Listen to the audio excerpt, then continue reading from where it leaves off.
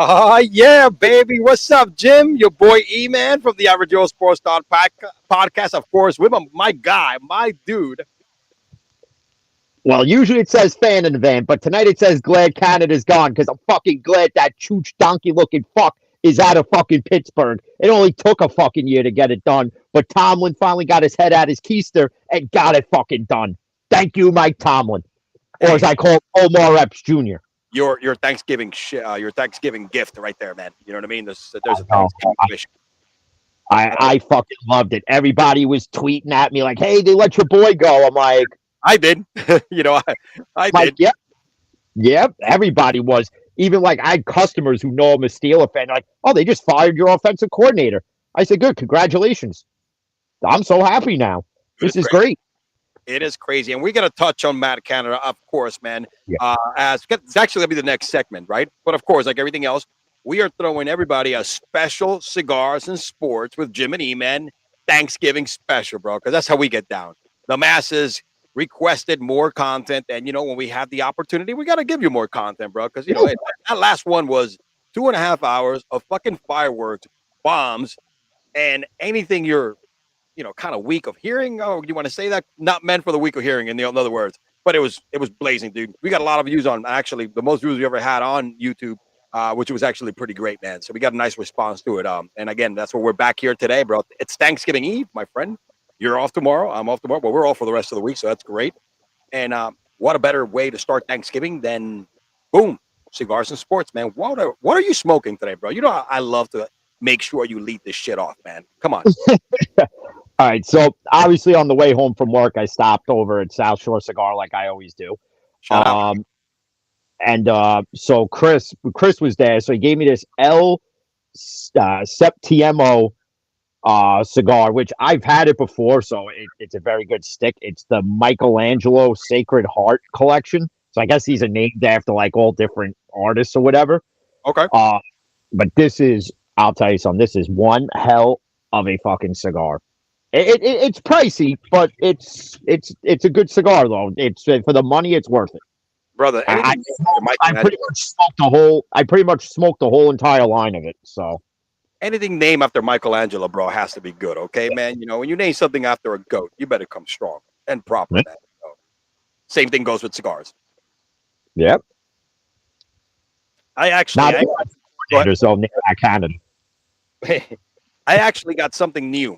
Haven't smoked it yet. First time. My buddy, I told you, the one that hooked me up. I got the co-worker that I introduced him to cigars, but now this guy has become a fucking connoisseur and gone next level. You got to see he actually has a humidor in the office. He can't smoke them in the office, but he has a humidor bigger than any humidor he has in his house because that's where he keeps his private stash.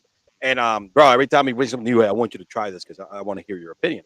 He values my opinion a lot. Like if I'm some type of fucking expert, I smoked a lot of cigars, but this is, and I like Oliva. You ever had the Oliva cigars? Oliva cigars to me had a really good smoke, man. And he gave me a Oliva Series 5, which is a Series 5. And dude, it's a really good stogie. I've had other ones, like I had a Churchill. This is the special V Figurado. So let me see if it could actually. So this right here, it's funny because you see the tip. That's the tip. That's where you light it from. So Yeah. It's torpedoes. It's actually pretty cool, man. Looking forward to this. He says a really good smoke. It's a Maduro, of course, Figurado. So I'm looking forward to this right now and lighting this bad boy up, man. So are you lighting the one that he gave you today, or you had something else already? No, I brought it back up just in case because you know how we like to run 2-3 hours long. Yeah, dude. You Right. you have to have reserves. put that. Just like I took a piss last week in the middle of the show. If I need to go upstairs in my humidor and get another cigar, trust me, you're gonna take the helm for me and cover for at least a minute. All right. Hey man, we're real people over here, bro. If we gotta go take a leak, we'll take a leak. I don't think nobody wanted me to go to the back of the house. See a little playhouse back there? Nobody really want me to go around over there and fucking take a leak over there. You know what I'm saying, dude? We don't want to get canceled for indecent exposure over here, right? Even though it's my own backyard. I think we get canceled for. I think we've said worse than you pissing behind a fucking playhouse. That's for sure. If we haven't gotten canceled by now, guess what, dude? We're good. We're golden. We are golden. We probably got canceled by the Swifties, and like that's no huge fucking loss because not for nothing. I really don't care what the Swifties have to think because to reiterate again, you're not listening to the whole point of No. the subject at hand, where this isn't directed at Taylor. It sounds like it is, but it's not, because it's the NFL making her bigger than the game. And thank God her concert got moved to Monday night. Yes. Unfortunately, I think Yes. Sunday night, from what I heard, Sunday night, somebody actually like dehydrated because it was so hot and they wound up dying at her concert. Which, if that happened, that's sad to hear. But thank God it was Monday night, because this is what you would have heard. Well, for those who watched you in cricket last night, I put it in the comment box. You're like, my Travie Poo deserves so much better. Kermit the Frog Mahomes is not the good quarterback for him. Bro. And now I'm going to write a song about Kermit. And then Brittany's going to get mad and we're going to slap each other with chicken tenders. Bro, listen, just the fact that game on Monday night, dude, Patrick Mahomes is throwing to a bunch of fucking dishwashers, dude, okay? I mean, MVS dropped a fucking ball that was in his hand. Even that 4-25 play, right, at the end of the game, he put that shit on the fucking hands of Watson. All right? He's just a C fucking wide receiver. A B catches that, okay, bro? You know what I mean? Dude, Slayton will catch that for the Giants. That way. And the funniest part is that for those who watch the YouTube shorts where I discussed how the Eagles will win this game and somebody commented, no, they won't. I forget who the guy was. Dude on YouTube who commented on that. Yeah, they fucking won. All right? Because I know my shit. Dude, I'm telling you, man. I was all over the Eagles. A lot of the experts were going on Kansas City because Kansas City has a really good record on Monday night and all the bullshit. But, dude, it was one of those things that if you look at maybe Kansas City of last year, if you look at the way they're playing this year, dude, their offense is nowhere near in the top 10. They have the least amount of points scored. They're dead last in scoring points in the second half of a game, which is rare because Andy Reid is like one of the fucking greatest of all time in making second half adjustments. That's what he did last year in the Super Bowl to fucking win the game. You know what I mean? So it's just a different team, man. You know, you can't compare that. That's because they're missing two things. Yep. Eric Bieniemy. That's right. And a number one wide receiver. And you could say that Juju, in essence, was a number one wide receiver in Kansas City, even though technically anywhere else he's a 2 or a 3 at best, especially the fact that since he left Pittsburgh, his career has dwindled down, even though, he goes to Kansas City, gets a ring with Kermit the Frog. That's all well and good. But what's Juju doing now? He's doing nothing.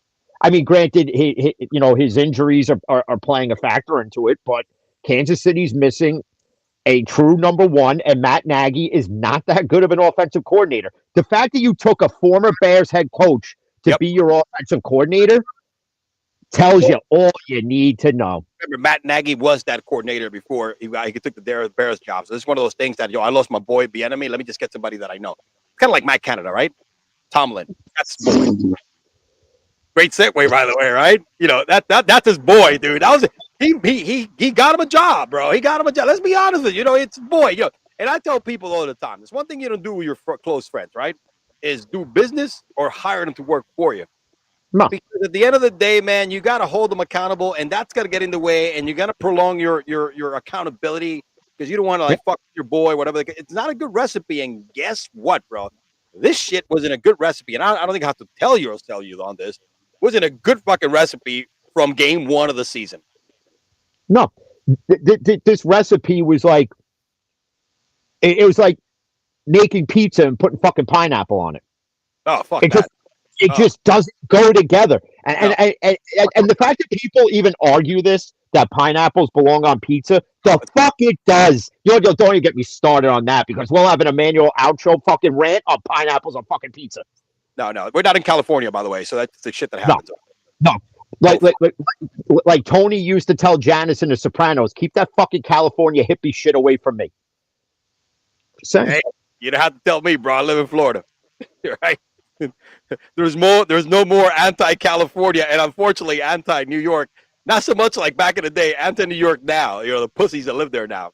Not you, bro. So. No, I'm in that rare breed of non-pussy.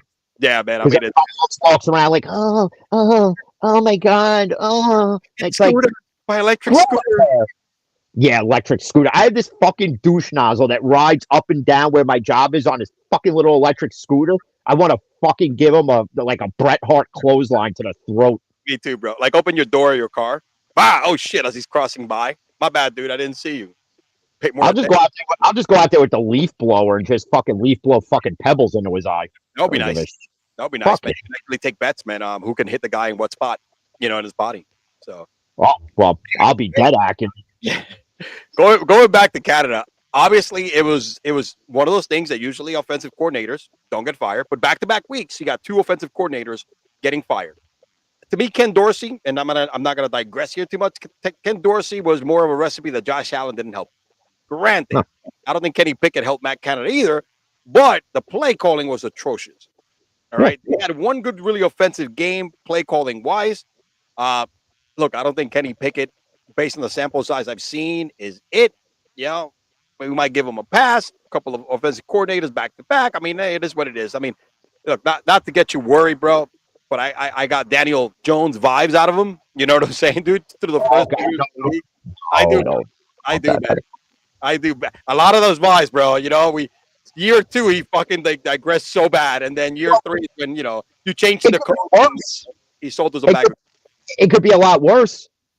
We could be in a Jet situation where Tim Boyle's your number one, Trevor Siemian, who's worse than Tim Boyle, is your second, and Zach Wilson's the third. Are you kidding me? You know what's crazy? I think Tim Boyle's gonna have a hell of a game against Miami, bro. Yeah, laying on his fucking back. Put it this way, when I mean a hell of a game against Miami, he's probably gonna pass for 220. All right, which Zach Wilson cannot get on his best day, and maybe a touchdown in there. You know what I mean?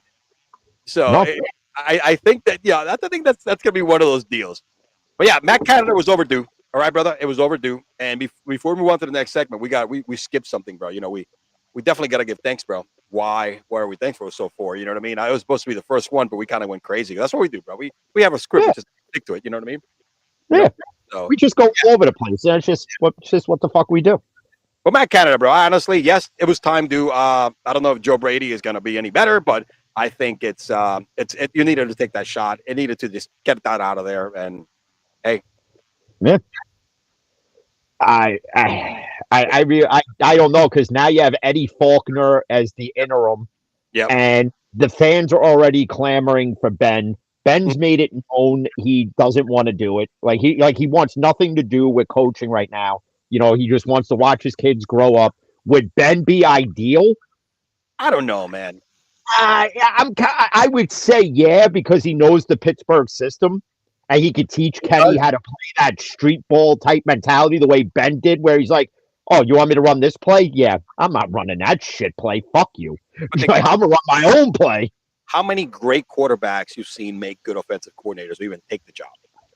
Right? It's usually the fucking geeks or the backup third-string quarterbacks. Remember, these are the guys that... Alan Moore is a prime example. Exactly. They spend a lot of time in the bench. O'Connell, the head coach for what's his name for the Vikings, right? Fucking backup quarterback all his years. They just spend a lot of time with the coaching staff. That's why they make good coordinators and good coaches. Sometimes. Doug Peterson's another one down in Jacksonville. He was good with the Philadelphia Eagles, and now he's doing what he's doing down in Jacksonville with Sunshine Lawrence. So Sunshine finally had a good fucking game because he hasn't impressed me all year long until last week. So. Fuck him, because he's my fantasy quarterback, and he's fucked me all over the place. Well, my whole team's fucked me all over the place. I feel like one of Watson's masseuse therapists. Oh man, that was just a bad beat, man, for you guys. I mean, fucking DTS is out there crying like a little bitch. Shut up. His first game. But it's not like the guy was the reason what they won. Okay, get the fuck out of here. I mean, that's the thing is you have these Browns fans on Twitter, and they're acting like they won, like you won something. Listen, I'll give you credit. You're 7-3, but you act like you blew the barn doors off of us. You didn't. Both defenses did what they were supposed to do. Yep. They kept both teams in the game. I'm not going to dispute that at all. But Cleveland's offense was just a bit better because our offense looked like fucking Where's Waldo out there. Like Kenny Pickett's throwing it to the ghost of fucking Aaron Hernandez down the fucking sideline. He made throws. What the Fuck, I'm sitting there. Oh, if I went on YouTube Live, I probably would have got fucking banned from YouTube for the shit that I was saying. Oh God, I was going off the fucking wall. I was just like, I'm like, oh, it comes to a point where people are like clamoring for Mason Rudolph. What's Rudolph gonna do? What's Rudolph gonna do? What's Mitch Trubisky gonna do? All these guys that wanted Kenny Pickett because he's the hometown kid because he played at Pitt. That you wanted him, now you want to bench him. Me, I say you ride it out with him. And if it doesn't work out in year 3, if we're still having the same problem, if we're having the same problems in year 3, then we have to look past the coordinators. Now you have to look at Tomlin. Now you have to look at Kenny himself. And you have to realize who's gonna be the scapegoat in this scenario. No, it's always easy to get rid of the coach. And if Tomlin got fired, that would really kind of be rocking the boat. I think that they're going to give him one more year, all right? Because it's 2 offensive coordinators, in the first 2 seasons? Is that what it had? Yeah, so that's the past thing. That's, again, it goes back to Daniel Jones vibes, right? He had like 3 different offensive fucking coordinators, and then Brian Dable comes in and fucking makes this guy a reputable quarterback, right? So that's what you give him year 3. I think after year 3, he's still under that rookie contract. You either, he'll become your backup or you trade him. One of the 2. So he gets one more year. Actually, Jim, I got some fucking hidden footage for you, bro. We have backdoors. We got scenes, bro. Somebody snuck in a recording, like a fucking camera, bro, like their phone, man, on while Tomlin was giving the news to Matt Canada. So supposedly Matt Canada started by saying, well, we're gonna, and this is from my sources, Twitter, X, the dumpster fire. Matt Canada apparently was telling him, and I quote, based on the ghetto Gronk from X, we'll get the offense back on track against Cincinnati. All right? So. We? Hold on. We? Who's we? There is no we. We? Who's we? So apparently, after that is when they are here. Let's just maximize it here. Who's we? Apparently, after this is when he told. There is no we. We? Who's we? Exactly. There is no we. We? Who the fuck is we? Who's we? You fucking. Oh, Matt Canada is so delusional. You ever see the video where he's like celebrating the win and they're going into the locker room and Chris Boswell will be a legend for this one. He just goes, yeah, not because of you. Oh, yeah, he said that, right? Now, oh my God. But it's the thing. It's easy to get rid of the coordinator.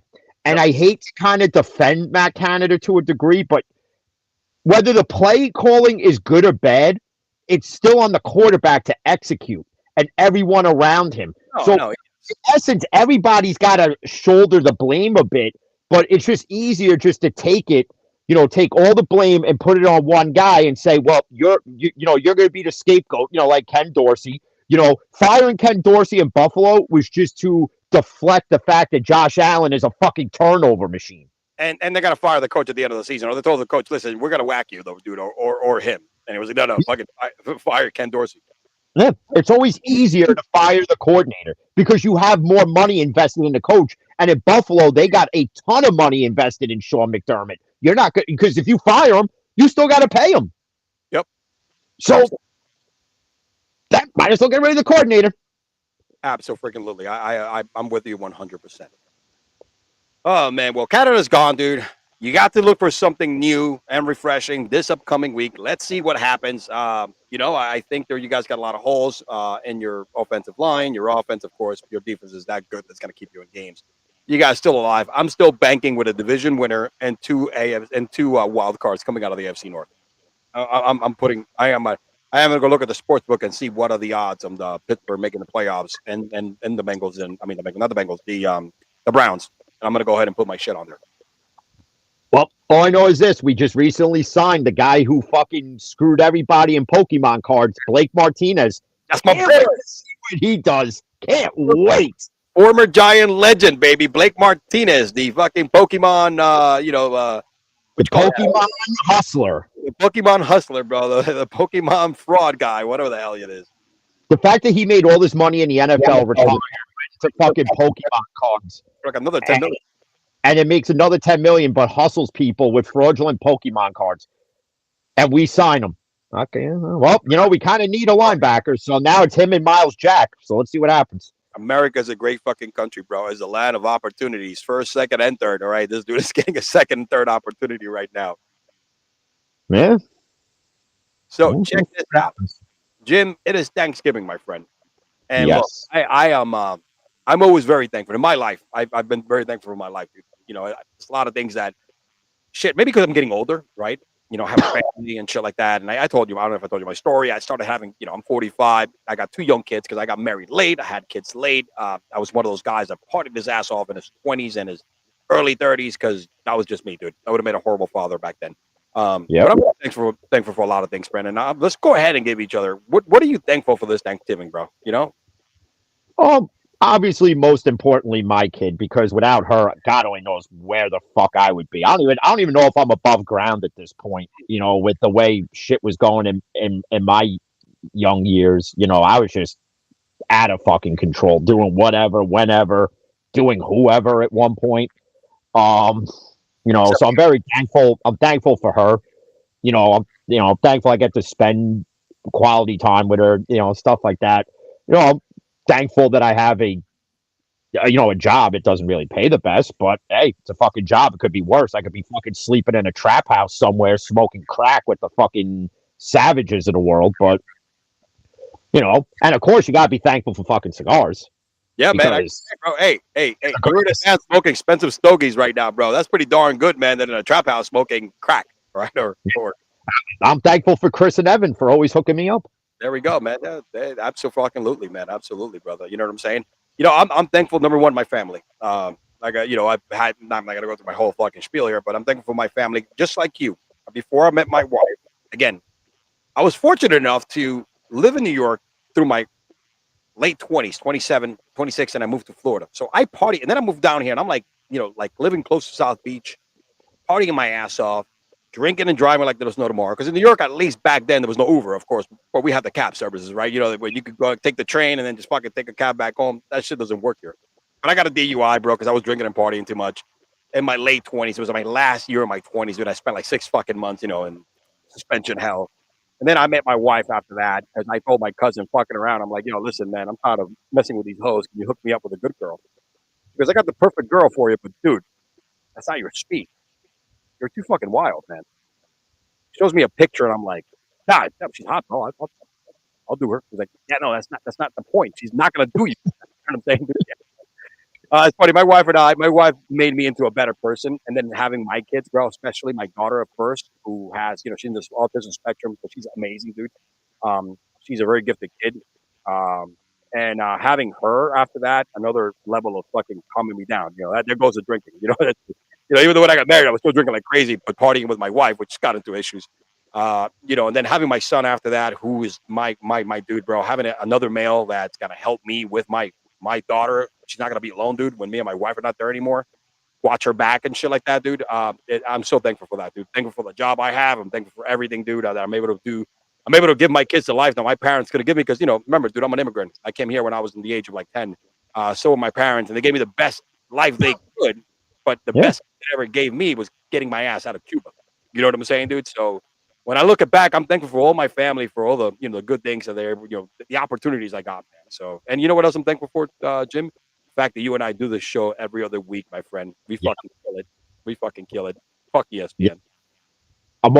We should also be thankful for those who tune in. I'm also thankful for the haters though, because you just give me the ammunition to just keep shitting all over you. So thank you to you guys, because without you, I don't get to go on my rant. So thank you to guys like Emmanuel Oucho and Skip Bayless, Colin Cowherd, the Swifty Nation, and the Browns fans and the Browns organization for being clowns for 60 plus fucking years, almost as bad as the Jets. Thank you to all of you. What's the name of that brown fat slob, bro, that we fucking torched 5 episodes ago? Oh, fucking Adam the Bull, whatever the fuck his name is. Adam the Bullshitter. Yeah. You want to know what's funny? Nobody's heard from him ever since. Oh, bro, I think we're fucking calling career killers. Hey, listen, I think you might have fucking definitely jinxed the the Travis Kelce fucking thing on this weekend because he went on a rant, bro, and the game did not, and she was not at the game, bro. She was not at the game. So, yo, awesome. And I'm thankful for that as well because we didn't have to hear Joe Buck, deep throat in that situation the way Chris Collinsworth does when the Chiefs are on fucking Sunday Night Football. But then again, the Chiefs weren't on Sunday Night Football either this week, and he was still hogging on Mahomes' piece. Oh, Patrick Mahomes is. He loves Patrick. He loves himself some Patrick Mahomes. Listen, Chris Collinsworth, I ain't got no issue if you're gay, bro. Just come out the closet. Just admit it. You want a bromance with Patrick Mahomes. You want to go out, get mani-pedis together. You want to know why he sounds like Kermit the Frog. It's all well and good, bro. It's fine. Listen, I'm cool with it. I don't give a shit. He wants to be the pivot man in the fucking circle jerk. It's okay, bro. Listen, dude. Look, there's nothing wrong with that, bro. Hey, man, to each his own, bro. You know what I'm saying? I know plenty of guys that suck dick. They're in jail.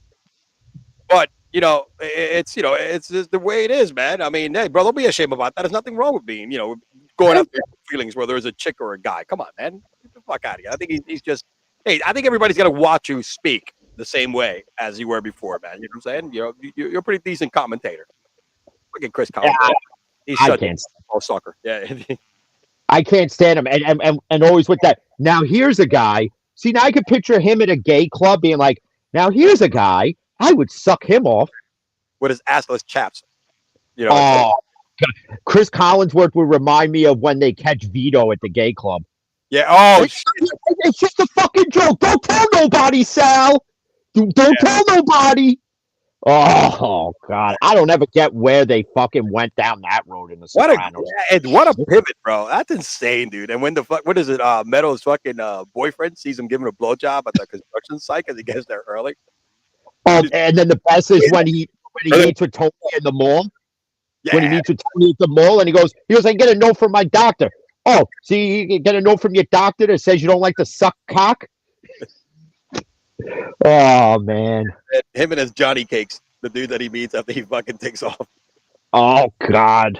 Johnny Cakes. Oh, I wonder if those pancakes were any good. Well, for Vito, they were, bro. He got pancaked, all right. This fucking guy's ass in his fucking face when he was fucking eating them out, bro. That's probably what it was. He ate Johnny's cakes and then he took fucking Johnny's sausage. Oh, Maron. Pancakes and sausage for breakfast, bro. All right, a true American fucking breakfast right there, dude. And just boiled, not fucking over easy or anything like that, bro. Nah. By the way, guys, we're not homophobic, okay? Nope. Make sure we said we're not at all. But we do like I know plenty of gay people. When I was married, I used to do security at gay bars and clubs because my ex's brother was a DJ. And it's funny because when I first met him, he doesn't come off as being gay. Which is like, he's more like the masculine gay guy. And then the boyfriend, well, his ex-boyfriend now, that fucking lunatic. Yeah. He comes at it. He's like, hey. And I'm like, this explains it now. I get it now. I get it. But it's like gay people are actually cooler to hang out with than straight people sometimes. They're fun as shit. I mean, I've hung out too, but I was especially in New York and down here too. It's a big gay community. I mean, look, listen. Life got fucked up when they added the fucking TQ plus to the damn community. All right, that's when everything went fucking sideways. You know what I'm saying? Before that, I mean, dude, I work with a shitload of them. I used to go to parties with them, and it was crazy because they used to even hook me up with their fucking female friends, bro. It was the best thing in the world. I was like, yo, I got a girl for you. E. Yo, this girl, and I was like, no shit, you do? Yeah, she's my secretary. Oh, she's this. I work out with her at the gym. I'm like, motherfucker. Oh, I mean. It was great, man. I mean, people just fucking lose things in translation when people joke like you and I about shit like that. We're just joking, right? And we're not saying anything offensive at all. So I can tell you right now, a gay guy is a better wingman than a straight guy. Absolutely, dude. Because they're not gonna cock block you. Because they don't want the girl. They want the guy that's with the girl, whether it's the friend, the brother, the cousin, whatever the fuck. You want the broad. You want the box, they want the cock. It's a win-win for all. One of the biggest misconceptions, bro, and that's people that never hung out, had gay friends or hung out with anybody like that, is that they think that they're going to hit on a guy. Dude, they hit another gay man, right? Yeah. They don't really go for straight guys because they know the straight guys don't want anything to do with them. So it's like a fucking failed, it's no effort. So I remember when I was naive and fucking kind of like, a little bit of like not educated when he came to. I was like, oh, dude, don't fucking touch me. I was like, no, bro, what the fuck do I want with you? You ain't gonna bang me.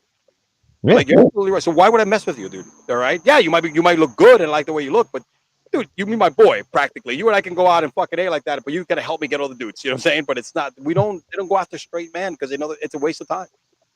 That's the crazy. Exactly.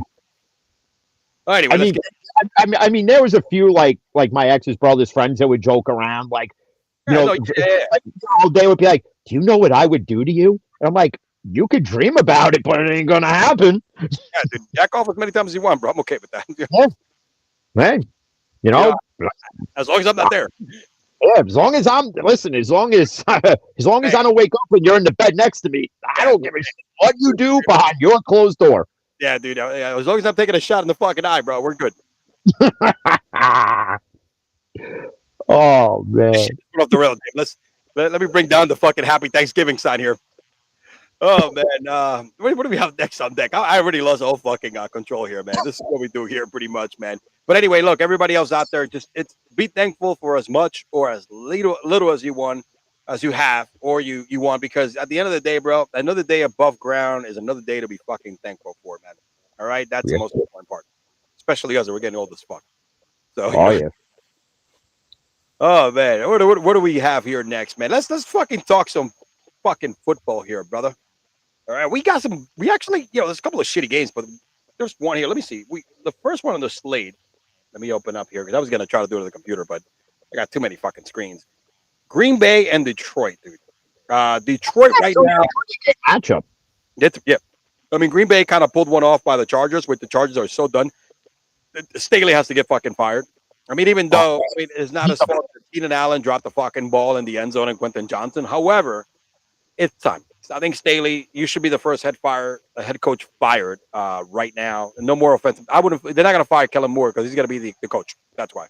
So Detroit, and right now Detroit is favored by 8 points. That's a lot. Over under 47. Detroit, man, in my book, I think they are a team. I think you got to start taking them serious because I know last week they played the Bears and they struggled, man. They looked like crap. But however, it's one of those character building games that you didn't lose to a bad team. You looked like shit.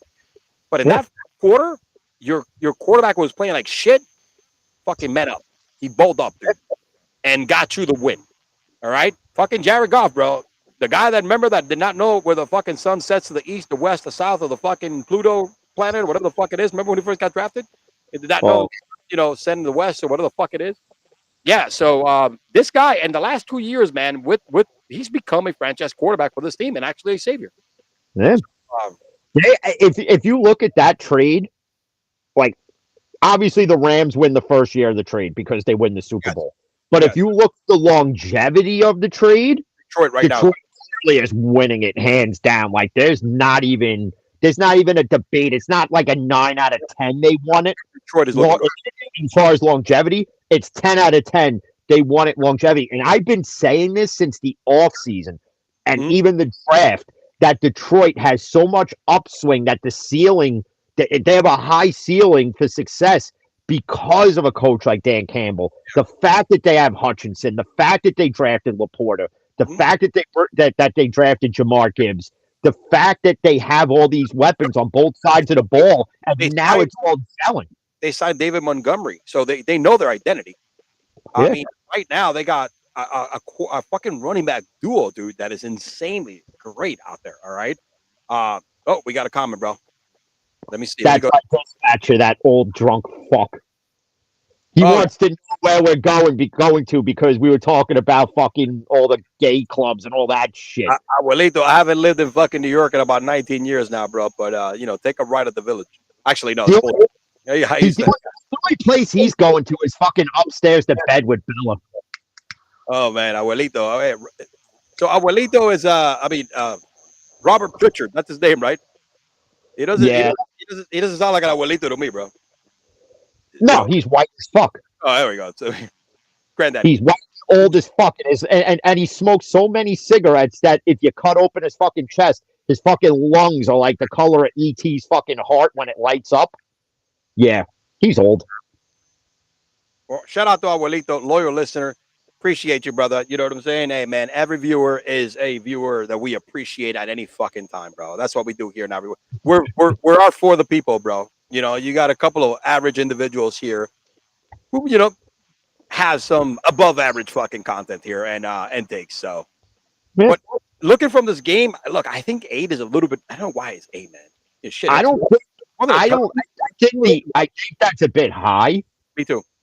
because it's one of those you played the Bears, right? And Yep. you could call that a trap game. Any Yep. interdivisional game Yep. is always a trap game. Yep. Especially when you're at the helm of the division and you're playing teams less subpar to your talent. But it just seems when you play those teams that are on the lower level than you, they always seem to show up. They may not win, but they're going to play you the hardest because they got something to prove. It's like, hey, if we beat you, we might start a losing streak on your end where now you can't go and beat, say, the Cardinals, or you just lose every game from here on out. And it gives these lower level teams a chance to possibly win the division. I think this is as close as the Chicago Bear game. Unless Jordan Love is just playing mistake-filled fucking football all game. I think. Look, I would if Jordan Love plays like the last game, which he got like 300 passing yards, I think. But I would probably just focus on the over/under here, and I think I'll keep it under 47. You know what I mean? Because Jordan Love, it's more of the Packer side. You know what I mean? Because Jordan Love cannot hit a fucking target for shit, man. He overthrows. He would overthrow fucking Andre the Giant, okay, if he was out there wide receiver or fucking Manute Ball. I mean, dude, this guy is like, holy shit, man. What a waste of a fucking pick so far I've seen. Maybe I'm going to be wrong next year. He just sold everybody a fucking bag of goods the first couple of games of the season. And then after that, he's been like fucking missing everybody that he throws at, bro. Because, I mean, he has good wide receiver. Dobbs is decent, bro. All right? Yeah. Dobbs is decent. That rookie Jordan Reed, I mean, Musgrave is like really good tight end. Dude, and Watson, I know he's been hurt and banged up, but, shit, man, he has talent in that team. You have talent. You have weapons. The only issue is they got a shitty fucking quarterback. They do. And you could compare it to the Falcons situation. You have a great running back room. You have a good tight end in Pitts who they don't utilize. You have Drake London, and then you have this quarterback that's below mid.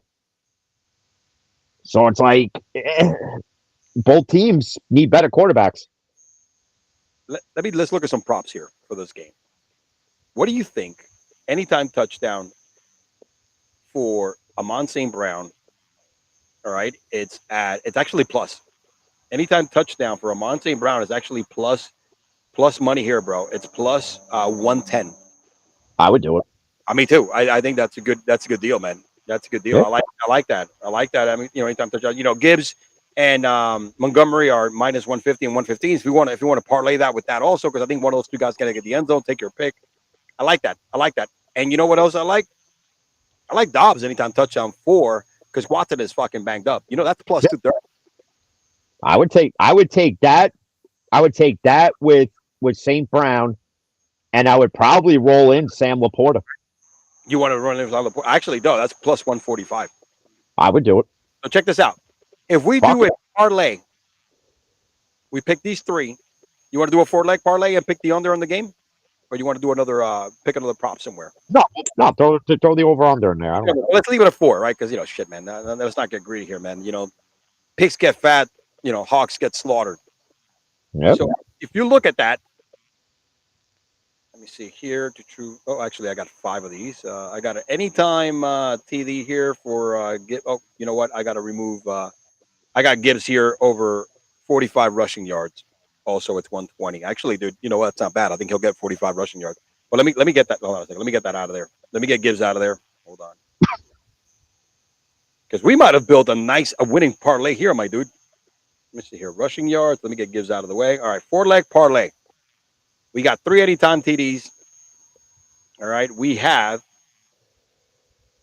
if we play this parlay, you're looking, holy shit, a 4-leg parlay. You're looking at plus 31.43. That you bet. Let's do even numbers. You bet $10, you win $314. That's not bad on Thanksgiving.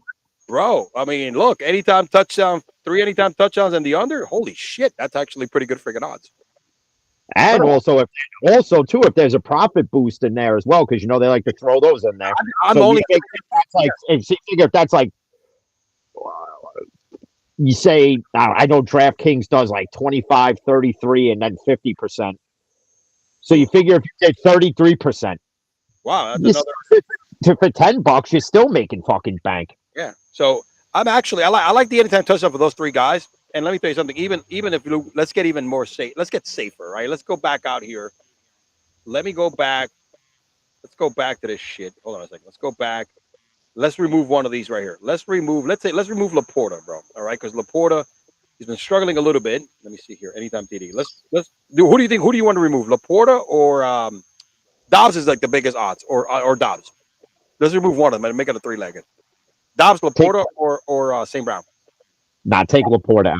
All right, let's take Laporta out. Right, 3-leg parlay, and I'm using BetUS, of course, as my as they don't have any boosts or any of that shit. But I'm using BetUS as my spot here. Bro, that's still 12.24, right? You put yourself $10 in that bad boy, $122. 3-leg parlay. That's still pretty nice. Yo, that's a nice return. 12-1. Yeah. With 10 American dollars in that bitch.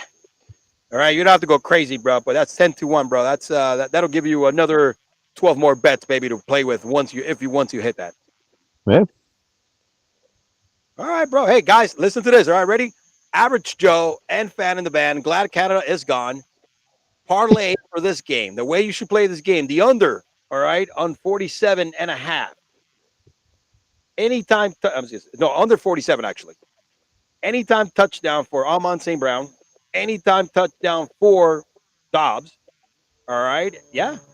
Yeah, bro. Yo, cash.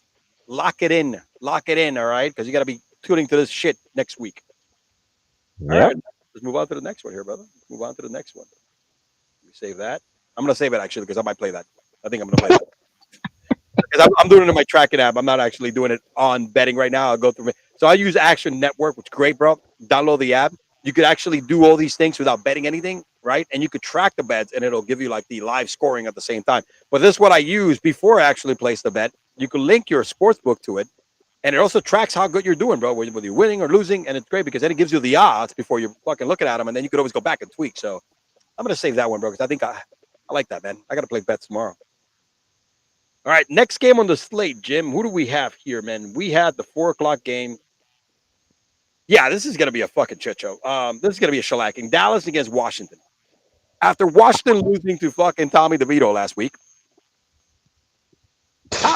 Look. I don't know. I don't know how you lose to the chicken cutlet guy, but bro, I don't know how my Giants can even fucking tank correctly, bro. Well, think about this. Remember when the Jets were tanking from number 1, and then they go and they beat the fucking Rams?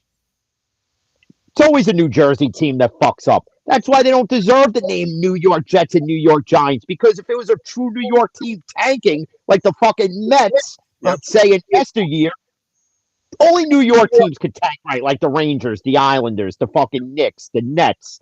Come on. Fucking Jersey, they always fuck shit up. And not only that, you think about it this way. You can't make a U-turn in New Jersey. You got to make 45 fucking right-hand turns to make a fucking U-turn. Get the fuck out of here. Fucking it's New Jersey Jets, New Jersey Giants. And if a Giants fan or a Jets fan have an issue with it, consult fucking Google Maps, you fucking idiot. It's unreal how, and people keep forgetting that the only team in New York is the fucking Buffalo Bills, which I think Buffalo belongs to Canada anyway. However, it's one of those things that we stole it from the Canadian Indians. And, we hustled them out of the fucking piece of land, bro, because it's fucking cold as shit out there. And it's right next to But look, Canada can have them. Yeah. Brighton, 1420 Sports, you can have the Buffalo Bills. We'll give them to you. Take Josh Allen. Take them. I don't know if you've been to Buffalo, bro, but it's cold as fuck. All right. Well, I've been to Buffalo not in the winter, but more like, when the hell did I go? I forget, but it wasn't wintertime yet. Thank God, because I wouldn't have survived. Dude, it is crazy. When I tell people, right, because, tri-state area, Long Island, and the 5 boroughs, right? I tell people, look, the difference is about 15 fucking degrees, all right? And about 2 foot of snow. Because when it snows like freaking, 10 inches in the tri-state area, you're getting fucking 24, all right, or 34 in upstate New York and Buffalo. So that's how you know that is the difference. And in Buffalo, dude, there's nothing to fucking do in the winter but watch Buffalo play and get fucked up because shit, you can't get out the house. No. You can't Well, get out the house. well, they get fucked up, and then they think they're like wrestlers from the ECW days, and they're putting each other through tables and smacking each other with fucking purple fucking dildos. So, hey, No, to each his own. If that's what you enjoy at a tailgate, getting smacked in the face with a rubber dick, hey, whatever. Just don't do it to me because I'm going to take that rubber dick and I'm going to insert it up your fucking ass. That's what I'm going to do. I'm just saying. And a mask, and a mask, they you know, and a mask and a bull gag at the same time. It's pretty much God. it's a beater for sure. So this the odds on this one, the spread is 13.5.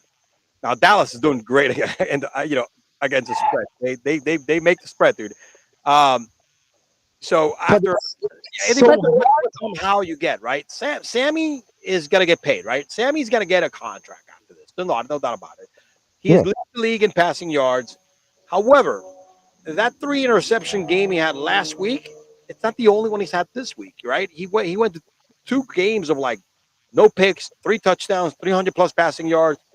But then he shit the bed last week against a team like the Giants. What do you think is going to happen against a team, the fucking Dallas Cowboys, who their second freaking touchdown leader is their fucking corner, and Darius Bland. He has fucking 4 touchdowns, 4 pick sixes this year, right? Yeah. See, Abraham has 6. So what does that tell you? That they're going to feast on fucking Sam Howell and that fucked up offensive line. Well, now they're talking about Bland as a candidate for Defensive Player of the Year, and I don't dispute that at all. I mean, the guy stepped up, and Trayvon Diggs gets hurt, and this kid stepped up to the plate and was like, "Now you can forget about Trayvon. I'm here. Fuck him. I'm here. Pay me." Oh, he's gonna pay. He's gonna get paid. You know, Jones likes to pay these motherfuckers, bro. Yeah, but this is a game where you look at it and you go, "Yeah, Dallas should fucking slaughter them." But the way we've seen these, the way this season's been, nothing's for certain anymore. Like nothing's for certain. Yep. Like nobody gave the Texans a shot against the Jaguars. Nobody gave the Texans a shot against us, and they beat my team and they beat Garrett's Jaguars. Nobody gave Denver a shot against the Vikings, and Denver went out and beat the fucking Vikings. It's just, this is one of those, it's like the Stranger Things NFL season. It is. Honestly, I think fucking Vecna is the fucking commissioner of the NFL. Yeah, that's true, bro. That's true. Because you have the regular world, and then you have the upside down, and they're like fucking merging together. And then there's 11 with her hot little ass just sitting there fucking choking people with her fucking mind. Enola Jones. She's legal now. She's legal now, so I can say she's hot. Yeah, she is, right? She's over 18, right? She's right there with the remember the Harry Potter movies? What was her name? Emma Watson.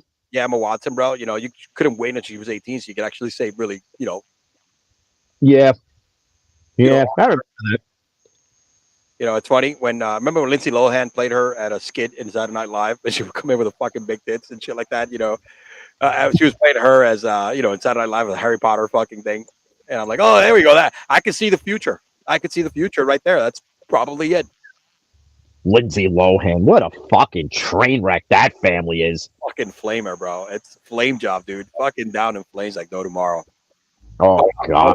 She's probably a good time to hang out with. Would you wanna though? Think about it. That's probably like landing a Apache and a fucking. Yeah, I'm not even gonna go down that route because it's you know what? You're right. It's one of those two back in the day, which I've had a lot of those crazy bitches. I would probably just give her the wrong address. Well, let's put it this way: you could whistle up there, and your whistle will come out of her mouth. That's true. That's true, man. What a long way from one of my favorite movies, The Parent Traps. Long way from that. Well, that's what happens with these young kids in Hollywood. They get older, and they just come out all fucked up. I look at fucking Drew Barrymore. She's fine now, but she went through a really rough patch, bro. She was a fucking drug addict at 13. Hell. Back then it was all right. I mean, look at Corey fucking Feldman. That guy's like 52 years old. He looks like he's fucking 72. Dude. Fucking the Feldmans, man. The other dude that died, he didn't last long. Shit. God rest his soul. Yeah, Corey Haim. Yep, Corey Haim. License to Drive. One hell of a movie. Yeah, that's great, bro. Yeah, the fucking Corys, man. Those guys were fucking teenage icons, bro. They were getting more pussy than a fucking kid. So this game, think of the over or under 48.5. Sounds like an under to me, but I think it's one of those. You're right. I think it's a trap game, and it sounds like an Arizona kind of like when they beat. It's so hard because you don't know what Sam Howell and what Commander team you're getting.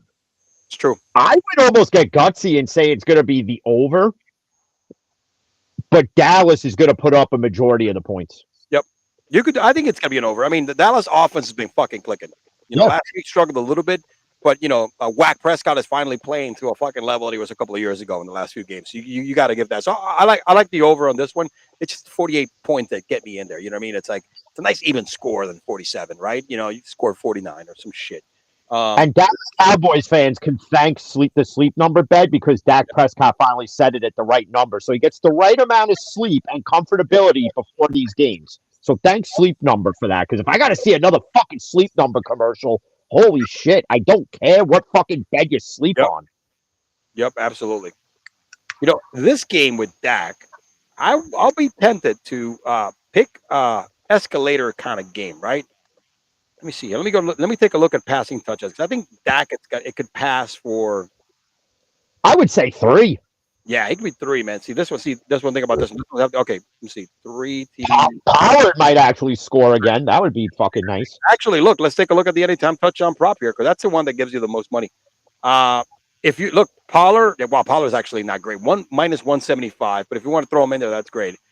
Honestly, here it sounds. Yeah, it's ugly, dude. Ugly. I think that you probably have a Brian Robinson touchdown. He's been getting in the end zone, whether he's catching it or not. It's plus 130. I like that. Yeah. And, bro, look, I think here you may have a Brian Cooks moment for 210, plus 210, anytime touchdown. Yeah, they are utilizing them now. So they are. They're targeting like shit. They're targeting them. You know what I mean? So I think I like that. Honestly, I'll leave it on a 3-legged parlay with the over. This is actually a pretty fucking good returns. Plus 1262. So again, let's use a number of $10 right here. We're not ballers like that, bro. No. I ain't got Dwayne Rock Johnson money. Yep, 126, dude. That might be it. I mean, there's other props here. We just gotta stick with the anytime touchdown, but I think those are, I think they've been targeting Cooks a lot, and he's been getting more and more. And remember, bro, Washington's defense sucks, right? They house. All right, their secondary is not great. CeeDee Lamb's going to open up so much. CeeDee Lamb's going to have I remember I could actually say that CeeDee Lamb can, because he's been having a great year. I could honestly say, look, let me go back here. I am willing to add a 4th leg on this shit with CeeDee Lamb, right? And not do an anytime touchdown. However, bro, let me take here at passing. Let me see here.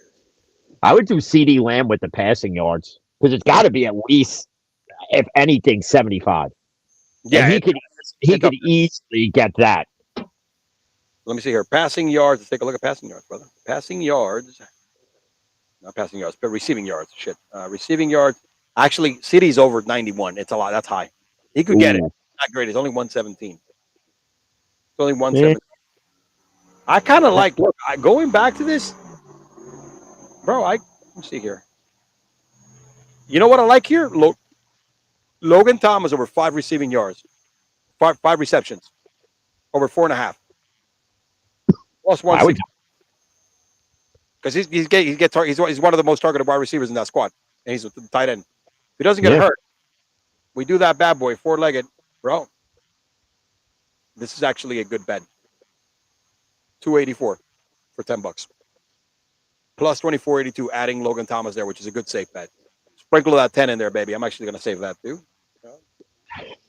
Saving this shit right here. I'm going to go back to this and tweak if I need to. But hey, guys, Fat in the Blind and E-Man's picks right now. Ready for this game. Take the over. All right. Anytime touchdown for Brandon Cooks. All right. Anytime touchdown. Let me see. Who's the other one? Hold on a second. Let me get back here. See. Shit, I'm doing this on my phone, guys. I apologize. All right, we have the Brian Robertson anytime touchdown, very makeable. Brandon Cooks anytime touchdown, and Logan Thomas over 4.5 receptions or 5 receptions, and the over. You can make some bread right there. Lock it in. Lock it the fuck in. Lock it up. Lock it up. But also bet responsibly. Don't go chasing it if you lose. Don't blame us if it doesn't hit. I don't want fucking messages on Twitter. You guys told us to bet this and I lost $10. Big whoopity fucking do. Go fucking send your girlfriend to the corner to make the 10 back, all right? You can't buy a value meal at McDonald's with $10 anymore, dude, okay? So if no, you but you can get a biggie meal at Wendy's 4 for $5. You can. I keep forgetting about Wendy's, man. Keep forgetting about Wendy's. You're right, man. You know, I went to Wendy's the other day on a drive-thru, and fuckers were not selling were they selling the chilies? There was one of the items that they didn't sell anymore. I don't know if it was the fucking baked potato or the side salad. No, we don't carry that anymore. What do you mean you don't fucking carry that? Isn't that one of your staple fucking dude, I mean, shit. Fucking that's like going to McDonald's and they don't serve their French fries anymore. It's true. Hey, you know, isn't that like the reason why people go there? Because you have one of the best French fries ever, even though it's just coated in fucking vegetable oil and half a fucking ton of salt, but everybody loves it. That's the reason why it's so good, bro. It's a fucking heart attack waiting to happen if you have that shit on a daily basis. I haven't eaten that shit in forever. Thank God. I feel so much better without eating that crap. Dude, it's true. Yeah. Fast food doesn't hit the same as it did before. And most of my fast food eating came when I was drunk. Oh, yeah. Especially White Castle. Bro, I miss White Castle when I moved down here so much. So much, bro. I miss diners so much because over here you eat at an IHOP or a fucking Denny's at 5 o'clock in the morning. All these names. Dude, there was so much shit I missed. But the White Castle, dude, was such a freaking, like, game changer not having it down here being blasted out of my mind, dude. I spent a lot of... I mean, McDonald's was open. That's why I had a lot of McDonald's here more than I did ever in New York. Yeah. I could go for some belly bombers right now, chicken rings and a chocolate shake. Oh, I'd be in heaven. Dude, we had a White Castle by my house, and I remember at 5 o'clock in the morning, that line was like down the block, the drive-through line. It was like fucking going around the block. We'd be there for 30 minutes, falling asleep in the fucking car. I used to go to one that was, and it was there forever because when I was younger, my dad used to have a radiator shop in Queens on Springfield Boulevard. Oh, dude, I'm familiar with Queens very well, man. I know Springfield Boulevard too. I think I know the fucking White Castle you're talking about. So, yeah. So it was my dad's radiator shop. Then you had the junkyards alongside of it, and then you had White Castle off to the left. So we used to go to that one. I used to go to that one as a kid, and then when I got older, you know, and everybody starts driving, I take a drive down there, and it was like the first White Castle that had a bulletproof drive-through fucking window. Oh, might have one too. Might have one too. Because shootouts happen there like all the time. And I remember going there one night, and one of my buddies was like, "We're really going to this White Castle? They're like all over the place. We could go to any one." And I'm like, "Yeah, but I want to go to this one because I just want to see you shake and quiver in the back seat like a bitch. That's what I want to see." Me too. So remember, I grew up in East New York, and I lived in East New York all the way through the fucking time I left here to Florida. So, dude, I repped the hood until I fucking not died, until I left. You know what I mean? And, you know, shit, life is good now. Here's Abuelito Loco, bro. My girl can make $10 on the quarter. She probably can. No, his wife can't. She's a fucking sloppy drunk. Fucking, oh, God, she's a fucking train wreck. Oh, God, she's a piece of work, let me tell you. Hey, well, listen, he don't like her, so he doesn't give a shit what I say about her. Hell, he says worse. He'll fucking be... She fucking comes outside, we're sitting in the car, and she'll be like, "Can you fix this broken lamp?" He's like, "No, the fuck I can't. Leave me the fuck alone."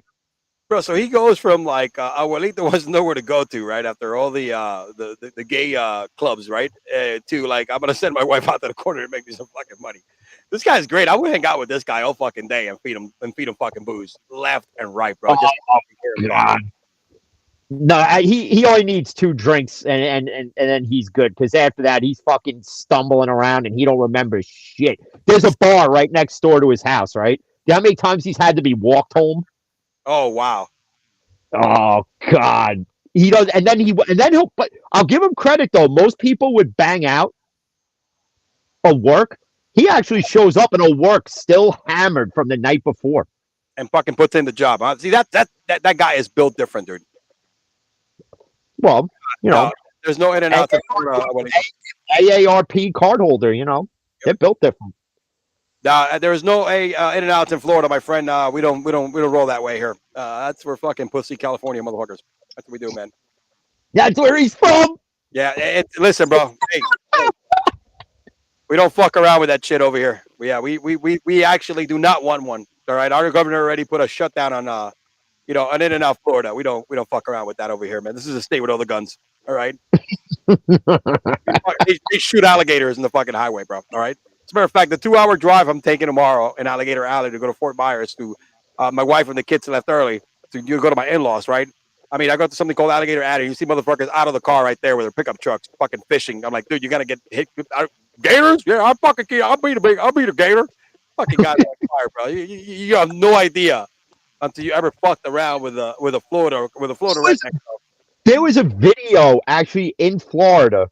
There was like an accident or some shit happened, and then in the video you see this alligator with half a human in its fucking mouth. I'm like, what the fuck is this shit? I'm like, only in Florida where you can eat bath salts and think you're possessed and fucking eat people's faces on the highway. Bro, I've seen people dive in the fucking lake after their dogs, so the fucking gator like grabs them. Dude, I'm telling you, man, these fucking guys are built different, man. I love dogs. But let me tell you something. My dog's dumb enough to jump in there. I'm smart. Listen, that's at your risk now. Here's the thing. I live in a community with a shitload of lakes, right? I don't live by the lakes, but like I have a lake right in front. I don't walk my dog doesn't leave my backyard, first and foremost. Why the fuck do I need to walk a dog in the community when the asshole has a backyard here that could take a shit anywhere he wants and I'll go pick it up later, or the kids do? But we don't, when I'm with my dog, if we do walk them, we don't get near the fucking bank. That's what it is. They see that little motherfucker, oh snap, and they just jump out. We don't have a lot of, we're in a pretty suburban area. We're not like in the sticks, right? But, but we do have lakes, and these gators will travel through the fucking sewer system from like the Everglades is literally 10, 15 miles from here. And yeah, we have something called, all the airboat rides. I have a place 10 minutes from here that you could go as a fucking tourist, and you could take airboat ride where they take you in the middle of the Everglades, and these fucking guys are like, not me. It's crazy, bro. It's nuts. But one of the things you do, you have a dog, you don't go nowhere near the water because those gators are so quick. They'll jump out, snap, take them out. The dog ain't going in the fucking water. He just got to, if he goes close by, he's gonna get taken out. Then he goes, bro. Once that motherfucker puts paws in that bastard, it's done. Yep. Yeah, fuck that. Don't put me near fucking crocodiles. I have no idea what he's saying. He's drunk now. He's just gonna start typing some random shit. Fucking next, he's gonna say that he probably has to pee or something, or fucking Bella's having her period on his lap or some fucking shit. Who the fuck knows? And Bella's not his wife. Bella is one of the cutest dogs in the world. Yeah. She's my favorite girl dog because my dog gets jealous when I bring him up. He just looks at me and growls. What kind of dog? Some fucking little Chiweenie piece of shit.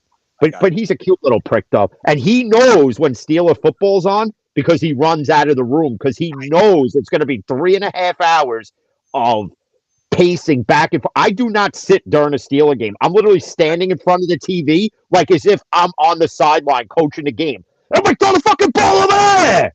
He's open! You're telling me the dog is a Steelers fan? Yes, he actually does have a Steelers hoodie. He won't wear it, but he does have one. He also has a Steeler leash and a Steeler collar. Nice. There we go. Yes. And he's also a Yankee fan, but we don't put that collar on him because I'm afraid he's gonna choke like Cashman does. Shit. Fuck it. We're gonna hit that one of these episodes, bro. We're gonna have some fun with Cashman. This show right here, my friend. I've actually been asked when we're going to talk baseball, and I said, "Well, when we get to the off season, the off season meetings that they have, the winter meetings, and when all that bullshit starts, that's when we'll fucking hit him more. Right now, it's fucking NFL, NFL. It's like Dylon, Dylon, Dylon, Dylon, Dylon. It's There you go. NFL. We'll do NFL. I mean, we'll throw some NBA in there. Listen, our show is all based on what's fucking popping at the moment, right, bro? You know, we're fucking variety, bro. We're like Ponderosa. Is any Ponderosa still fucking open? Is that, you know what I'm saying? Are they still open, bro? Up in New York? Not that I know of, but when I lived in New Hyde Park, we had a Ponderosa like 5 minutes away. So like on the weekends when my dad had me and I guess you could call her my sister because she's a fucking psychopath. But we used to go. He used to take us to the Ponderosa, and let me tell you something. I was in heaven. Oh, dude, I would yell at the guy, I'd be like, "Go fill up the bacon tray now!" Yeah, dude. Fucking A. There was this spot also, bro. That like the first. It used to be. It was in Westbury, somewhere in fucking Long Island, because I had family in Long Island, Elmont, and I think Westbury too. I forget the other spot. It was a buffet, right? It was called Old Country Buffet. Yeah, bro. That's actually still. I think it's still there, but it might just be a different name now. But that's like right by my aunt. That's by my Aunt Margaret and Uncle Joe's house.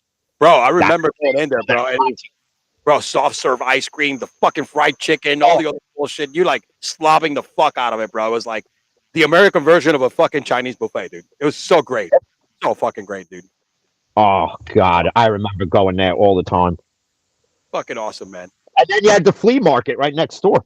That's right. That's right. I never went to the flea market, but that no country buffet we used to fuck. Remember, I only went to Long Island when I visit family. So, all right, let's go to the last game, which actually is a pretty good game. San Francisco and Seattle.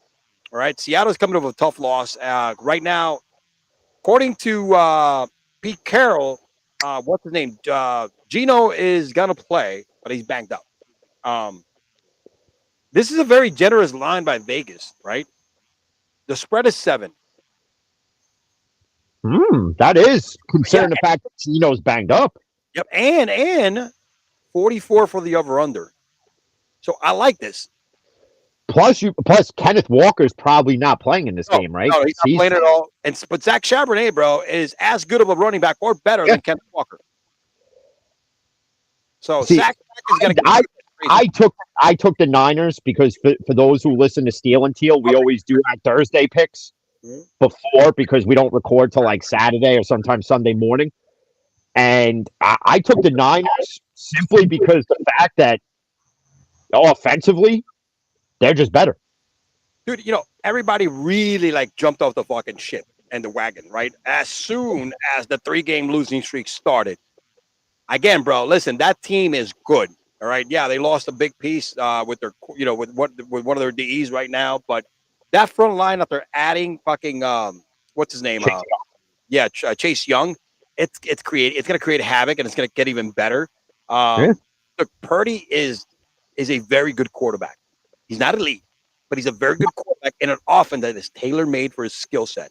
With these players, skill players, Brandon Ayuk, Deebo Samuels, and of course, one of the greatest running backs in my book when he's retired, and fucking Christian McCaffrey. Suck my ball if you don't want to think that, but he is.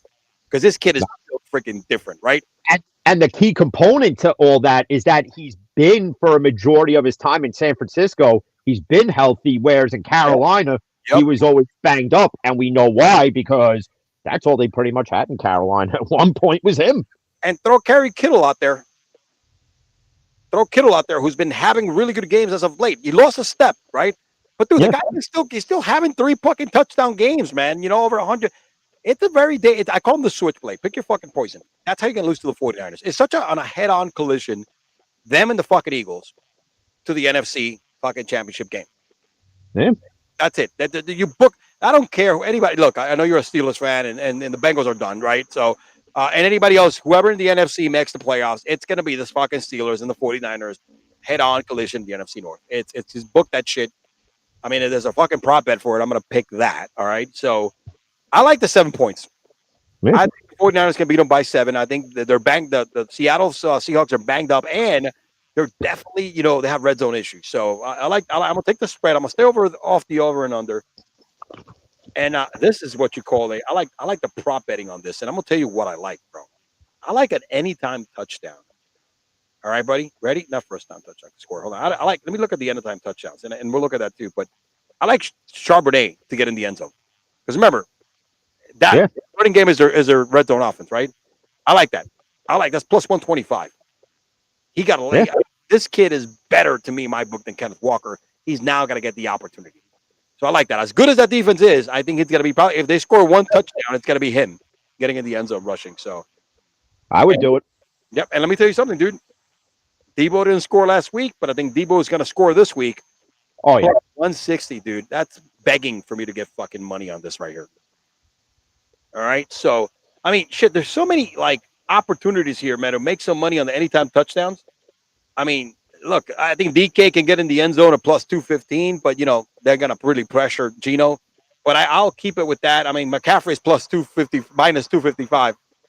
If you want to make it a four-legged and throw McCaffrey in there just to like as a feeder, dude, you're looking at a four-leg parlay, 1475 return, and there's some pretty safe fucking bets here. Throw 10 American dollars in there and make 147. What do you think, Ben? I'd do it. Lock it up. I'm fucking saving that. I'm saving this bitch. And I'm saving this motherfucker because I like this. This is what I like about this app, dude. You're not putting any money right now, but you can save this shit, go back to it, right? Get early, change it around, dude. And then, you know, the more things you hear, man, then listen, I bet at 11:30, 12 o'clock. The injury report is out and everything else. Then I put my shit in, dude. That's how I get buck fucking wild at 12 o'clock. And my wife is bitching at me by saying, why the fuck are you doing? Football starts at 1. The prepping starts a lot early. Right? It does. That it does, especially back in the days where I would go to like Miller's Ale House for games. Right. We were there at 10 o'clock in the morning already, fucking drinking.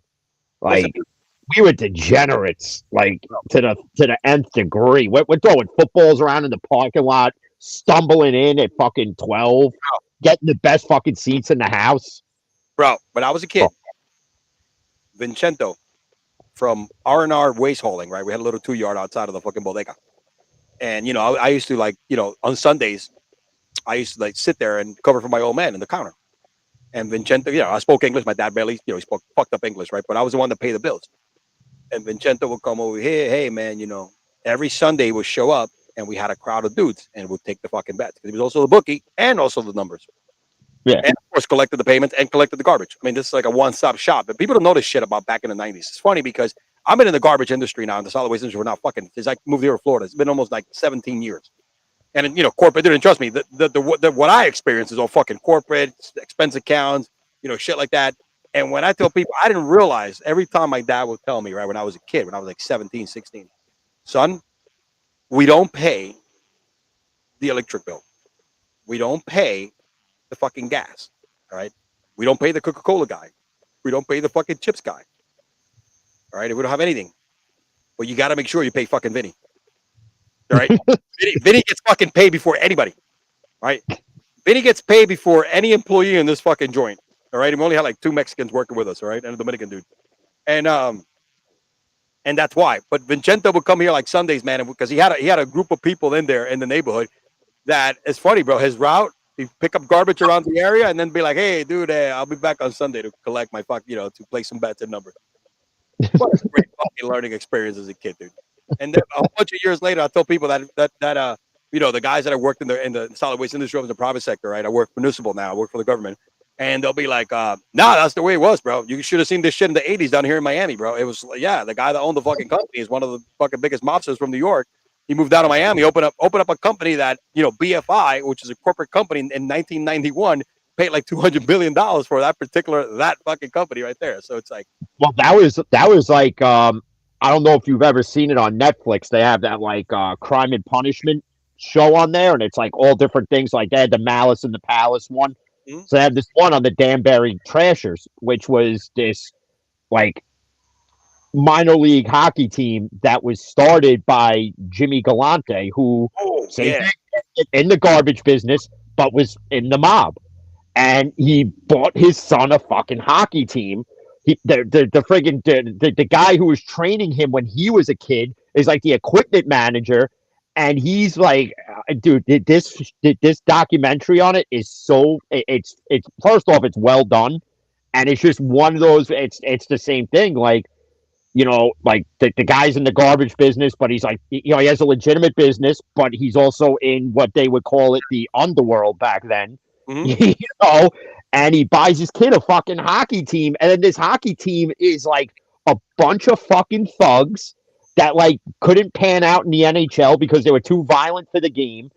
And like he's paying like, and then not only that, he's like, he goes in the locker room and he goes up to this guy, Brad Wingfield, right? Okay. And he drops a bag down and it's like 10 grand. And he goes, as soon as the puck drops, your gloves drop and fuck that guy up and that 10 grand yours. He goes, "Yeah, I'll take it right now because I'll fuck anybody up." Like, it's hilarious. If nobody's seen it, you have to go watch it. It is fucking, I'm gonna it's check it well out. done. It's amazing. It's crazy, right? Because that's the way the garbage is we picked up in New York. Remember, over there in New York, and a lot of the people that went down to Florida, they opened these companies down here because it was the way to, launder a lot of money. I mean, dude, South Florida was like the fucking haven for these mobsters, man. They will send you down here and make some extra cash. Dude, these guys loved it because they're living in the fucking, just like Gravesend. They were down here to fucking open up business to keep laundering money. And, it was either strip clubs, all right, or you got yourselves in garbage route. Yeah. That's the way it was. So when I learned about that, I was like, yeah, my dad my dad owned like a little, the only house we ever owned. We didn't have a backyard. It was a bodega at the bottom, and we lived on top, right? And that shit, because he was an over the road driver most of his life, and he decided to quit the road, and it was the biggest mistake he ever did because it was around the time that the fucking grocery store was not getting any money, and he were there for like 2 years, and he said, "Fuck, I sold the fucking business." But yeah, it was one of those things that when he would tell me, you make sure the garbage bill gets paid over any other bill. I didn't realize at that time what that was, because Yeah. your service is not getting shut off. You gotta get your ass fucking beat. You know what I'm saying, dude? Oh, That's yeah. what You're gonna take a bat to the fucking knee. That's for sure. getting fucked up. So he was like, "Son, if I'm not here, if I fucking have a heart attack, you're the one in charge of all this shit, right? This is me at fucking 16 with a fucking notebook, right, writing all the fucking ledgers and shit like that, so I could give the." And I was like, "Yeah, that's how much we pay a month." I forget what the number was, but yet he gets paid. All right, Vincento gets fucking paid. Okay, R&R, whatever. I think it was R&R hauling or some shit like that. Or no, actually R&R carting, because everything in New York was carting instead of fucking hauling or whatever the case may be. So I don't know what Abuelito's talking about here, about never done that. So I don't know. I don't know. I don't know. I don't even think he knows where he is right now. So Abuelito just gets fucking trash in his car. Just get fucking completed fucking. Yeah. And then he falls asleep in there for like 2-3 hours. Now he's not driving, right? He has the car on. No. Well, I hope he's not driving. I hope he's not. He's done that a few times where he's gone down because he lives on the South Shore, so he's like close to like the beaches and stuff. So like he'll take a drive down there and then have the windows open and blast music, and then he's got to drive back. So when I was at the South Shore 3-year anniversary party, he had to come get me. He's like, I had to drive with one eye open. And then he gets out of the car and he's like falling into the car. And I'm like, yeah, I'm driving. Abuelito, No, I'm awake. I don't know what the fuck I was talking about. You never know what you're talking about. Abuelito, I don't know how many DUIs have you had. I've only had one. And they're fucking expensive. And I didn't even fucking fight it. I don't think he's had any. Oh, good fucking streak, bro. Yeah, neither have I, though. Listen, dude. I should have got one. I should have got one, and I used somebody else's license to get out of it. Dude, I had plenty of fucking warnings before I got popped with mine. Before we move on to the next one, right? I'm not gonna go put too much time in this shit. But 3 months before, I'm coming of this event after work, because I used to like drink a lot after work, man. The company I used to work for, because I used to be like I was the youngest one with no family, right? So they would send me to all the fucking events, right? All the fundraising, all the fucking, the leagues of commerce and shit like that. And I was like, yo, dude, just, put it on your expense report. All right. As long as you bring back leads. And I was really good at fucking just getting business cards from other people. And like, yeah, yo, call this guy. And I'm hanging out of these fucking spots, dropping $300-$400, putting that shit on my expense bill in these fucking ritzy ass fucking areas like Coconut Grove and shit like that, Coral Gables. And I'm heading home that night. It's like 10:30 Thursday, getting off the fucking highway. Local street, I'm doing 85 on a fucking 84 on a 45. He fucking stops me. I'm like a block away from my apartment complex. He didn't take me in. I don't know how, by the grace of God. When I looked at that ticket the next day, dude, my signature was like on the fucking bottom. I mean, this guy just never did the paperwork. That was the first time. It was like a couple of months after that, before my DUI, I am blasted coming from South Beach. All right. And I fall asleep on 95 and I vert and I hit the fucking median and I wake up. I'm like, what the fuck, bro? And there was a cop stopping somebody else right in front of me. He didn't see me. And my boss was like, dude, slow the fuck down. Yeah, no, yeah. 2 weeks, fucking, Then after that, coming from the day that I was least drunk, right, is the day that I got fucking popped. Because that's the way it happens. It was my grandmother who was here from Cuba actually visiting. It was her 80th birthday, and I'm coming back home, lit like a match, Actually, not that lit because I stopped drinking a while back, and yeah, it's one of those things. I was playing with a fucking radio. Cop was like training another officer, and it was like, "This is what we do when this happens." Mine, the one that they tried getting me on. They tried getting me on one. I was still married at the time, and it was my ex's brother's birthday. So they're like, "Oh, come to the, they're like, come to the bar or whatever." And at the time, I was working at Smithtown Toyota, and I go to work at 6 a.m. because I'd help the guy check in the order coming in from the truck before we load up and leave. So I had a 7 and 7 when I was going there, and I had it in a red Solo cup, so I had it in a cup holder, and I finished it before I got in, and I maybe had 1 or 2 beers when I was there, and I'm fucking shot at this point. So I go, you know what? I'm gonna go home. All right, I get in the car, I start driving. Next thing you know, I wake up. The car's in a fucking tree. The passenger tire is like down the road, and I'm trying to drive off, and I can't. The fucking cops show up. Now, I'm not a fan of cops, to be honest. I'm not a fan of cops because of a personal reason, something that happened when I was a kid. It affected me in a way. I'm not going to get into it, but so the cop goes, "Here, breathe into this." So I take the breathalyzer, right? I pass it. You got this. You always have that Napoleon fuck who, like, he thinks he's bigger than the badge when he should just realize he's lucky to be a cop in Suffolk County where you're overpaid and underworked. People kill those jobs in Suffolk County, dude. He goes, "No, I want you to breathe into it again." So like I start getting like my Tony Soprano attitude on. I'm like, "Yeah, what if I fucking don't?" And he's like, "Well, you can go to jail." I said, "Well, I didn't refuse the first one, so I could refuse the second one." I took this fucking thing 10 times in 15 minutes and passed every single time, and he still tried giving me a DWI. Finally, I told the cop, I said, "I don't give a shit if you got a badge. I'm about to knock you the fuck out." And then the worst part was telling my dad what happened to the car because he was insuring it, and he goes, "What, were you fucking drinking?" I go, "Dad, I had 1 beer when I was there. I left. I fell asleep at the wheel." I go, "Did I get a DWI?" He goes, "No." It's okay then. But to those who think that drinking and driving is cool to do because it's like, "Oh, well, I drove there, I could drive home." I can tell you from experience, don't do it. It's cheaper to take an Uber, a cab, walk if you have to. If it's one thing that and a positive thing that I could say is don't do it. Just don't. When I was in New York, I would do that, right? Because you have the options, right? You have yellow cabs, Liberty cabs, right? This is when I'm going back to early 2000s, right? There was no thing as Uber down here. But Florida, dude, there's no public transportation, and cabs suck. I mean, a cab would take you 5 miles and charge you $50. You know what I mean? So you fucking racketeering motherfuckers. There was not competition. There's no private side. There was no Liberty cabs and all that shit. So when I lived in New York, I tell people, look, I had a fucking card for a car service, whether I was in Uptown Manhattan, Midtown Manhattan, Queens, whatever the fuck I was hanging out, dude. You know what I'm saying, dude? I was taking I had fuck the car. I'm gonna leave it here. I'll take the train and pick it up tomorrow. You know what I mean, dude? But down here, it was like you drove, and you do stupid shit when you're young. I mean, it happened in my late 20s, but again, it helped me become the man that I am today and meet my wife, which very fortunate for. It's not easy, but it is what it is, bro. It made me a better man. But you're right. Don't fucking do it, dude. Especially with Uber now. There's no excuse with Ubering, dude. Yeah.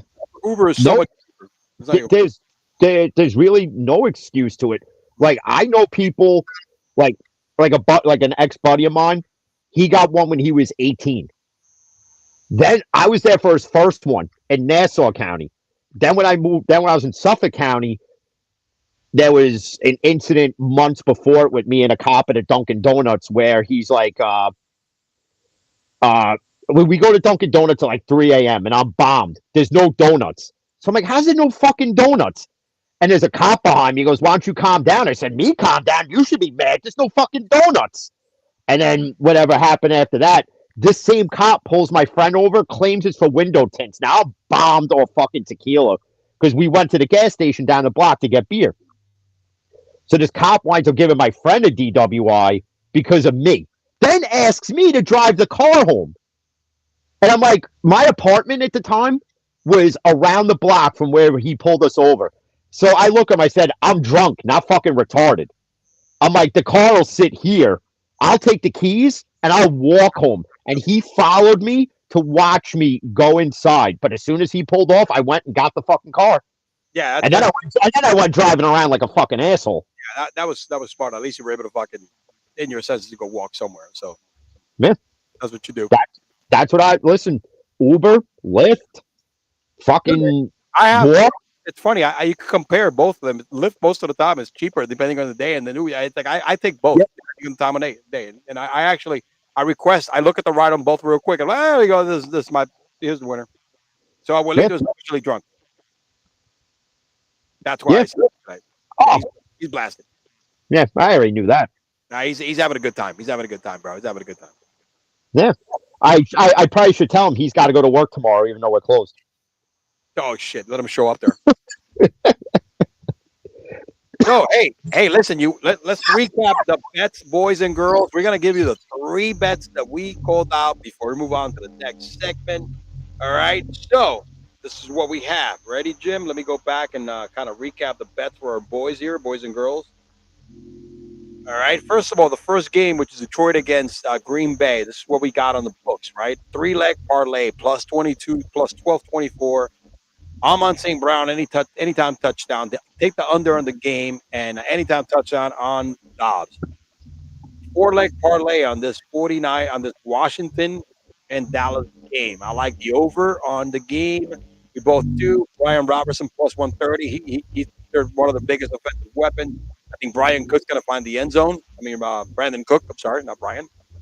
We got Logan Thomas over 4.5 receptions, so he needs 5 receptions, and I think this is very possible. He's been one of the most targeted receivers this year.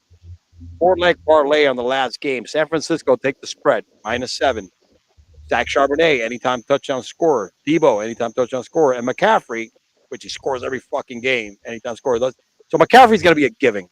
He's got to make sure the other 3 hits. And I think Debo didn't score last game, and based on this, they're going to run the football a lot, and Debo's going to get one of those fucking jet sweeps that he gets really good for, 20 yards away in the zone and get that bitch in there. So, boys and girls, hey, if you don't have the money, college kids, go to the blood bank, donate some blood, get fucking paid, and put it in there, and use that. All right, you fucking degenerates. And look, since we spoke about betting a little bit, let me play you a word from our sponsors at BetUS. All right, where the game begins. Biggest sign-on bonus, 125% sign-on bonus, bro, up to like $2,500. It's the biggest sign-on bonus in the game, in the biz, baby. I've been to 56 straight home games. I've tailgated 61 times. I've been to 31 practices. I've collected 17 autographs. I've had 27 beers spilt on me. Make that 28. I've got one sports book. I've got one sports book. I've got one sports book. BetUS.com. Sign up at BetUS and get a massive 125% bonus. Dude, the fact that the dude has got a shitload of beer spilled on him, that's the story of my life, man. You know what I mean? Fucking watching that guy is like when I went to a Phillies Mets game in Philadelphia like years ago. Oh my God. There was actually a guy who was so drunk he puked on somebody's fucking kid. I'm like, ugh. Like, hey, come on. Like, listen, I understand you want to go to a game, you want to have a good time, but like, try to fucking control yourself. Have some sort of fucking decorum or something at least. Holy shit. Puking on somebody's kid. If you had puked on my kid, I would have fucking launched you. I would have launched you on the field. From where we were sitting like in the 300 section. I would have fucking launched you from the 300 section down the fucking home plate right on your fucking head. Fucking guy, man. People get really stupid. I used to be annoying as hell, man, when I used to go to the football games down here in South Florida. I was season ticket holder for the Dolphins, too, because let me tell you something, dude. Tailgating down here is so fucking great, dude. It's warm all the time. dude, the women are, I mean, bro, women down here, you pick whatever style of chick. One thing about South Florida, the most beautiful women, bro, because you got a melting pot. South America, fucking Europe, it doesn't matter. Even the tourists come down here, they go to the games. It's so great. You're hanging out there. The women love football down here, dude. Women they love football. You ever see the you know how they did the NFL Fan of the Year? No, I didn't. So you know who won it, right? No, who won it? It was actually what's her name? Because I follow her on Instagram and Twitter. Doll Freaky, I think is her name. I forget her real name. Yes, redhead, fine as shit. Oh, she is. Oh, I wish she wasn't married because I would. Oh, I would give that left nut for a night with her. Local chica from down here, but actually, some guys that I know has had her on their podcast. These guys from Fantasy Sports Corp. I did a Super Bowl special with them last year. They actually, the guys that do Wake and Rake with, he had her on they were on the Super Bowl. She was actually on the Super Bowl special. She goes on this, I think the show called TSS Fantasy. This guy's Commissioner Coop and some other guys. They had a really good channel, and they have a nice collection of individuals that I do work with. So he was in there, man. She's really good. She's really good. The Miami Dolphins, you go out here and the women are on fire. I always used to think it's for 2-3 years. Me, my brother, and my best friend. And it was just epic, bro, going to the games. It was really good. It's not like anywhere else. I mean, I went to like maybe 1-2 Giants games in all my lifetime, but I was out there because it's hard to get tickets to begin with. But dude, nothing like coldest day, 60 degrees out here. Everybody's tailgating. It was pretty awesome, man. So, All right, brother. Look, we're getting to that time of the show. Well, we start getting a nitty gritty, man. All right. Why don't we start with the dumbass of the week? All right. Let's cue the fucking intro. Dumbass.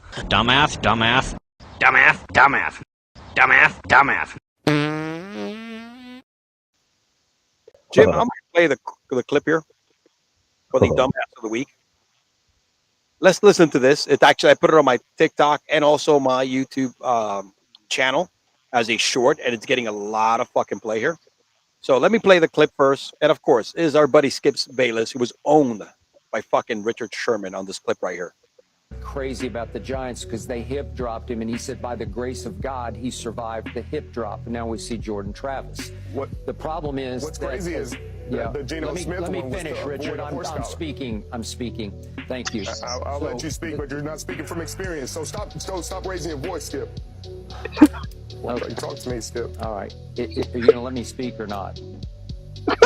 Well, you're speaking on something you don't experience. You don't have no experience doing. So, I mean, what point can you really make? For a lot longer than you've been alive. You covered the game. I've actually played the game longer than you ever played. So, like, what we're talking about is something that actually happens in the game that you can't experience unless you play it. Does Rich McKay know anything about football? Keyshawn, help me back in week. Bro. I love Richard Sherman for that. Now everybody knows why Shannon Sharp fucking left that piece of shit show with that fucking John Drool piece of shit. Dude. Now everybody knows why. You fucking cockbag. Look at him. Oh my God. That's his MO. He likes to tell him, you're let me speak. That's his, when he's getting fucking owned, he goes to that, let me speak. Let me speak right here, bro. And I don't even know what the fuck that we're talking about, but just typical dumbass Skip Bayless after he gets, when somebody throws that, I play the fucking game, dude. I know what I'm talking about. He gets so fucking like, shit, they got me. And so like, oh, I'm so flustered right now. You know what I'm saying, dude? Because this guy's always been, he's made a career of being that agitator, that annoying motherfucker. Shout out to him because he's made a career of being that fucking guy, the guy that likes to push buttons, go on the contrary, right? Be the contrarian individual. But yeah, dude, when you got a guy and you're talking about something that has to do with what happens on the field from a position standpoint, come on, man. Don't fucking try to get stupid. Man, let the fucking people that actually played the game speak on it. Listen, I get it's your show, Skip Bayless. I understand it. But if I was Richard Sherman, I would have given him a fucking smack right to his fucking face. And that's what I would have done. But Richard Sherman's not wrong here because he's right. You can speak about it as being an outsider looking in, but let the guys who have actually played the game and lived through it, let them speak of their experience as well. Because once in a while, listen, we don't always get it right. And when somebody corrects us, I'm not like, well, let me talk. No, you say you prove me wrong. And if you prove me wrong, you do. And I take it like a man. And Skip Bayless, unfortunately, is a bitch. And you can't take it like a man. Absolutely. And I know it's scripted. Sometimes he has to get under their skin and shit like that. But dude, from a professional standpoint, if I'm having this guy on my show, because remember, right now he doesn't have a consistent or scheduled guy like Shannon Sharp every week. He's Keyshawn, him, a bunch of other people. It's like because now you know the time exactly. So look, dude, this is the guy that you're bringing in for the expertise, for the technical expertise, right? Yeah. He knows what the fuck he's talking about. Granted, you could have a difference of opinion, but that's a dumbass fucking move to be like, get your panties in a wad and throw a temper tantrum like, let me speak. Okay, let me speak, man. Let me speak, man. I'm butthurt right now. Let me speak. No, fuck that, dude. Shout out to Richard Sherman, who's never been a guy that's been, shy about telling you to shut the fuck up. All right. No. He was like that, like as a player. You know what I mean, dude? So wasn't he like knocking on somebody's door, like fucking up his ex-wife or some shit like that, like trying to get into the yeah, it was like him and his like baby mother or some nonsense, and he's like, "You'll open this fucking door. You will open it." On the ring camera and shit like that. Yeah. It's funny. Nothing from what I know of legally ever happened to him about it. I think like she dropped the charges or whatever it is. Hey, listen, if you could work it out without having to go to court, hey, more power to you. Some people can't. They were able to, I guess. So, but Skippy, boy, Skippy's such a fucking douche, bro. I mean, you know what? They should fucking. You know what? I wish one of these fuckers at FS1 or wherever the fuck his shit show is on actually tunes in right now. It would be nice because put me on the show and Skip Bayless. No, let me talk now, bitch. I'm fucking talking. You would see Skip Bayless get his ass handed to him live on fucking TV, verbally and physically. Because I'll fucking T-bone Tazplex this fuck to a fucking table. Fuck him. If I'm in Keyshawn's position, because he's the third guy in this show, right? For this particular show, I'll be like, yo, Skip, do me a favor, bro. Back the fuck up. Yo, listen to Richard first, all right? Listen to Richard, all right? You'd say your shit, but don't be stupid. Don't be stupid, dude, all right? Get your, Dallas Cowboys loving fucking, Tony Romo loving ass, out of the fucking way, bro, all right? I know you're the host of the show, but you have the real deal over here. You know what I'm saying? Well, that's the thing. You're hosting the show. You're the main guy on it. So obviously these people come on because they want to be on it or, hey, you know what? I'm going to get paid to be on it, whether you like the guy or not. I'll take the payday to be on somebody's show, whether I like him or not. If you're going to talk about this hip drop tackle bullshit, because that's what they're talking about, exactly. And if Richard Sherman has been a guy who has tackled like that. And Keyshawn's a wide receiver who has been tackled like that. So let them speak about it, and you sit there like the bitch you are and fucking listen. And he's given his take, like he's given an example about what happened to Geno Smith. Is this what happens? He's trying to make a point of why, how they go one way and not the other. It's like, dude, come on, man. It was like, yeah, I'm listening, but fuck, man, you don't know your idea what we're talking about. Look, it's like Richard Sherman arguing with Skip Bayless about writing a fucking column. That's a different story. Yeah, Skip's a fucking reporter. Richard Sherman is not. If they're talking about writing a fucking column and what kind of font you need to use, right, and what kind of writing style, that's a different story. Sherman's like, yeah, I can't fucking relate to that. But I can tell you what happens on the fucking field. Then you can write about it, you fuckface. Yeah. Pretty fucking good. Yeah, he's an asshole. Fuck him. He fucking owned them. And it was great, man. It's nice to see that. It's nice to see that he owned them. And look, I think they're definitely going that route. So, well, Alita's back on the chat, bro. Oh, never mind. I don't know why somebody would go to a game being that. Oh, I think he's talking about being obliterated.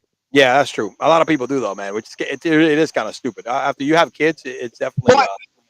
But yet, me and him went to a Jet Patriot game last year because I won tickets, and he couldn't even walk down the fucking tunnel. I had to fucking pull him and walk him like this. I'm like, nope, you're gonna walk into that person. Nope, go over here. Nope, now over here. Nope, now over here. You got to watch your liquor. You can get that fucked up before the game starts. Well, to his defense, he didn't eat anything beforehand, so it kind of hits faster when you don't eat. No, well, look, dude. When we use tailgate, man, we've done some fucking insane tailgating, right? Back in the day, dude. You're looking at a couple of guys like so we had a connection with the fucking parking squad because we knew all these guys. They became like family, and they would let us in. We would have people like come in and join us, and they'll be like, "Yo, they don't got any parking tickets. Don't worry about it." I mean, dude, we would have my brother, right? My brother is like a fucking hell of a cook. Paella, fucking skirt steaks. We will have a fucking like margarita mixer. Plantains, fucking, we will have a different dish. We even roasted a fucking pig. They let us in at 7 o'clock in the morning to fucking put that pig on. There was something called a cajachina. It's a big wooden box where you put the pig in there. We put like a small, like 45-pound pig, and it takes about 4 hours. By 11 o'clock, that pig was made, and we had nothing but like Cuban bread, red onions, fucking. I don't know if you ever had mariquitas, which is like a fried plantain chips, bro. And my brother is fucking. I mean, dude, we were passing out plates to everybody and the fucking parking spot. And guys would come up to my brother and be like, "Yo, you cater?" Because it was like going to a Cuban restaurant, dude. It was insane. And bro, that's how we used to get down. We were fired up. We were drinking a lot, but we were eating like crazy, dude, and feeding like a lot of people, man. And after the game, these guys were all dude, we would leave the stadium at 7 o'clock. Dude, my tailgatings, my football games, it became to a point that at the end of the season, you were like, can't wait for the season to be over. Because we would be there by 9 o'clock in the morning. And we would not leave the actual parking lot until 6 when it was time to leave. But we had to hook up, but we were like the last ones to leave. It was crazy. Fucking nuts. But Skip is a fucking douche anyway, so, you know. Fuck him. And talking about a douche, bro, we got the douchebag of the week. Let's get to the douchebag of the week because we got to give people a bonus segment after we're done with the douchebag of the week. But Jim, the douchebag of the week is your deal, man. This is what you do. Are you loaded? Are they clocked? Are they cocked, bro? Ready? Let me cue the fucking intro here, baby, because we got a douchebag of the week that we're both probably gonna fucking lay hands on and completely fillet this shit, dude. All right? You're a douchebag. Douchebag. Douchebag. You're a douchebag. Douchebag. Douchebag. Douchebag of the week, and I think we got a video of the douchebag. No, we don't have a video, but we are gonna flip this real quick over here. Jim, it's ESPN. Why is ESPN the douchebag of the week? In your take here, my friend, I let you start it off and tee this shit out, baby. All right. ESPN, listen, they've done some amazing documentaries in the past, right? About things that actually fucking matter. Do I need a documentary about a guy who dresses like a fucking wolf for every Chief game and then decides the week before a Chief game, you're going to rob like 3 banks in the same fucking outfit that you're going to Chiefs games in? Are you fucking kidding me? Are you kidding me? We need this ESPN. Has it gotten that bad at ESPN? We need this as a fucking documentary. We need this. We need this story. I already know the story because guess what? I used to follow him on fucking Twitter before he got arrested because he was huge on fucking Twitter. He was doing fucking giveaways, this, that, and the third. Now we know how he funded everything because he robbed banks to do it. First of all, if you're going to rob a bank, okay, and not saying that, I'm not saying or telling you should do this. Don't rob banks. Okay. But if you do, don't rob banks. But if you want to, do not wear the same shit you're going to go to a football game in. Do these people not watch the movie The Town with Ben Affleck? Like, they dressed up as nuns. They dressed up as cops, ambulance drivers. Fucking, they dressed up as fucking Skeletor from fucking He-Man. Yeah, dude, I remember. Fucking guy's dressing up as a fucking werewolf in the same shit he wears to Chiefs tailgates. You gotta be the dumbest fuck on God's green earth. And then he got arrested, and then I think he wound up escaping custody. Yeah, and then he was like on the FBI's like most wanted for like a few weeks, and then they found him, and now he's like in some like 24-hour detention or whatever the fuck he is now. But this is what ESPN has come to. Fucking what's next? What documentary you gonna do next? How fucking some porn star slept with like half the fucking NBA? Is that what we're doing next? Dude, when ESPN decides to call or say or give the award to Women Athlete of the Year to fucking Leah Thomas, this doesn't surprise me. This is actually lower level. Okay? ESPN has gone so far left and woke, and I hate to use the term woke because, woke has been around forever. They're just now just really getting stupid and petty and gone away from fucking doing sports documentary. This guy's a fan. There's nothing to do with the Chiefs. This guy is not like he's doing anything humanitarian here. But the fact that you have to make a documentary on this bullshit, it's how low they've gone. All right? It's not what does ESPN stand for? Because I forgot already. What, sports entertainment, whatever the fuck it was, whatever the hell it is. This is not sports entertainment, dude. It's not even a feel-good story, all right? It's nothing. This is the bullshit that ESPN is peddling nowadays to people. And look, I forgot the last time I watched a Sports Center. All right, I don't watch anything ESPN anymore unless there's a game on TV. But I don't watch anything afterwards. It's bad, dude. It's you can't. I mean, shit. They've gone low, dude. They've gone really, really low, and they lost a lot of talent. They have to they've laid off a lot of people because out of the whole umbrella for ABC, ESPN, and Disney, they're still the only profitable one. But shit, it's not for long because people are losing interest on ESPN for pieces like this. Subscribers have gone down for ESPN Plus. It's been a complete shit show, as good as it was when they first got on, because they're tired of this kind of peddling shit. Stick to fucking sports, dude. Stick to sports, man. ESPN was so much better when we were all younger. When you had Dan Patrick doing Sports Center at 11 at night with Keith Olbermann, Kenny Mayne. There's been Stuart Scott when he was alive. Even God bless his though. That dude was the GOAT, man. Rest in peace to one of the. He was one of the best. And the only time I'll tell you right now, the only time I ever watch Sports Center is when I fall asleep Monday night during the game and wake up and ESPN is on. That's not the only time I'm watching it, and it's for a quick 10 minutes when I'm getting ready to go to fucking work. Other than that, that's it. SVP, the only thing you watch after the game. I don't even watch that either. It's funny. You mentioned Keith Olbermann. What the fuck happened to Keith Olbermann? He left ESPN and he took some fucking drugs probably that turned him into a male Karen.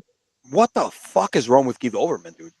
All he does is tweet about stupid shit and he whines and bitches bro, nobody wants to hear you. Dude, and the thing is, it doesn't even make any fucking sense, dude.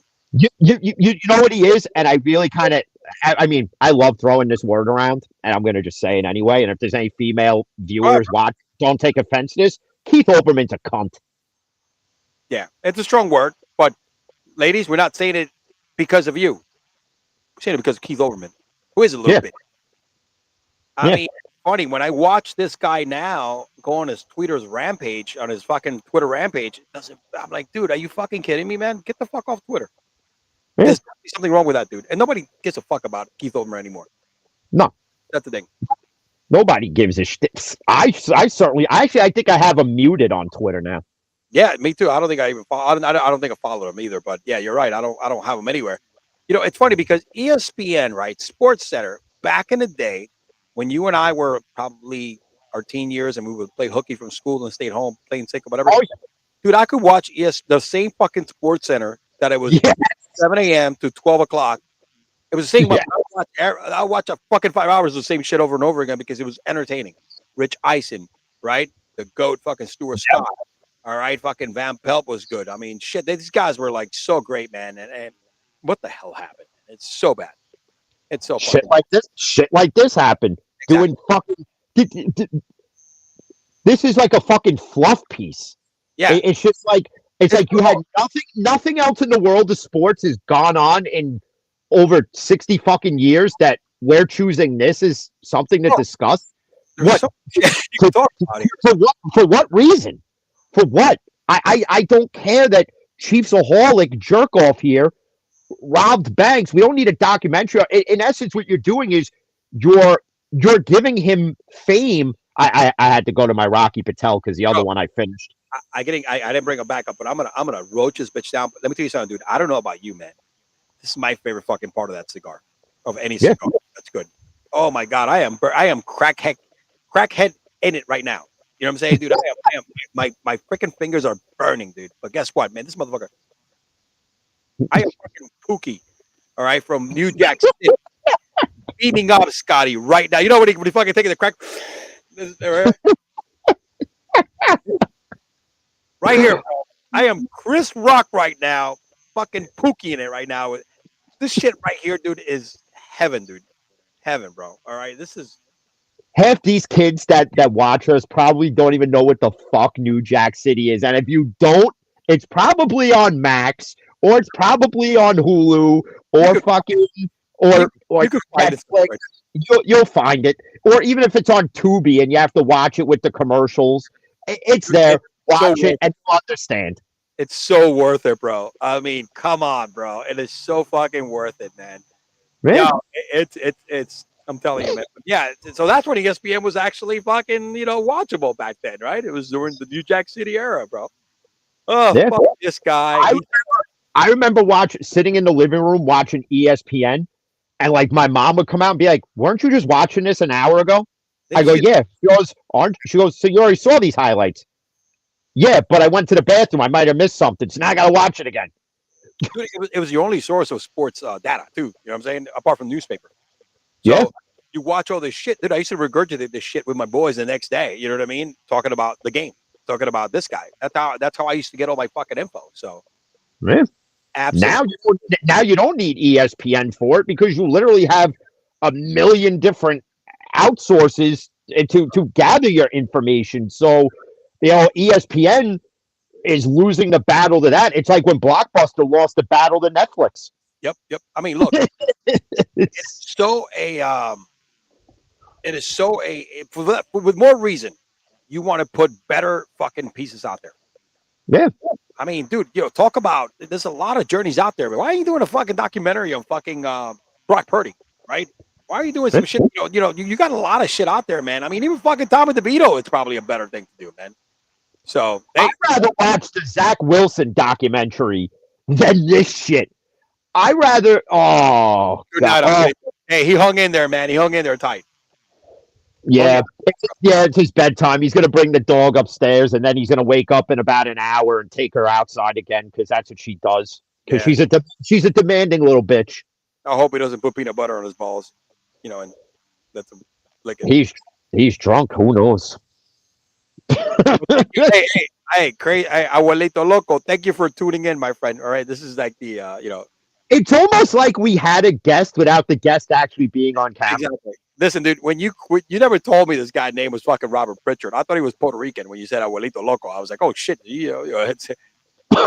No, actually, his buddy Nelson is the fucking Puerto Rican, and he's another fucking whack job. Nice guy, but oh my God, he's fucking nuts.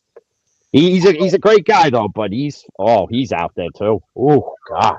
Good reading, ESPN. Let me tell you something. One thing about ESPN right now, they're on their last legs right now. They're losing viewership and the fluff that they had and the money market and stuff like that. Look, they're gonna be doing some more layoffs. They just gave a lot of money to Pat McAfee. Right now, let me tell you something. Stephen A. Smith, who was their highest paid before that, he's doing so much other shit on his own because he knows like the time is freaking ticking right now before he gets fucking whacked and axed.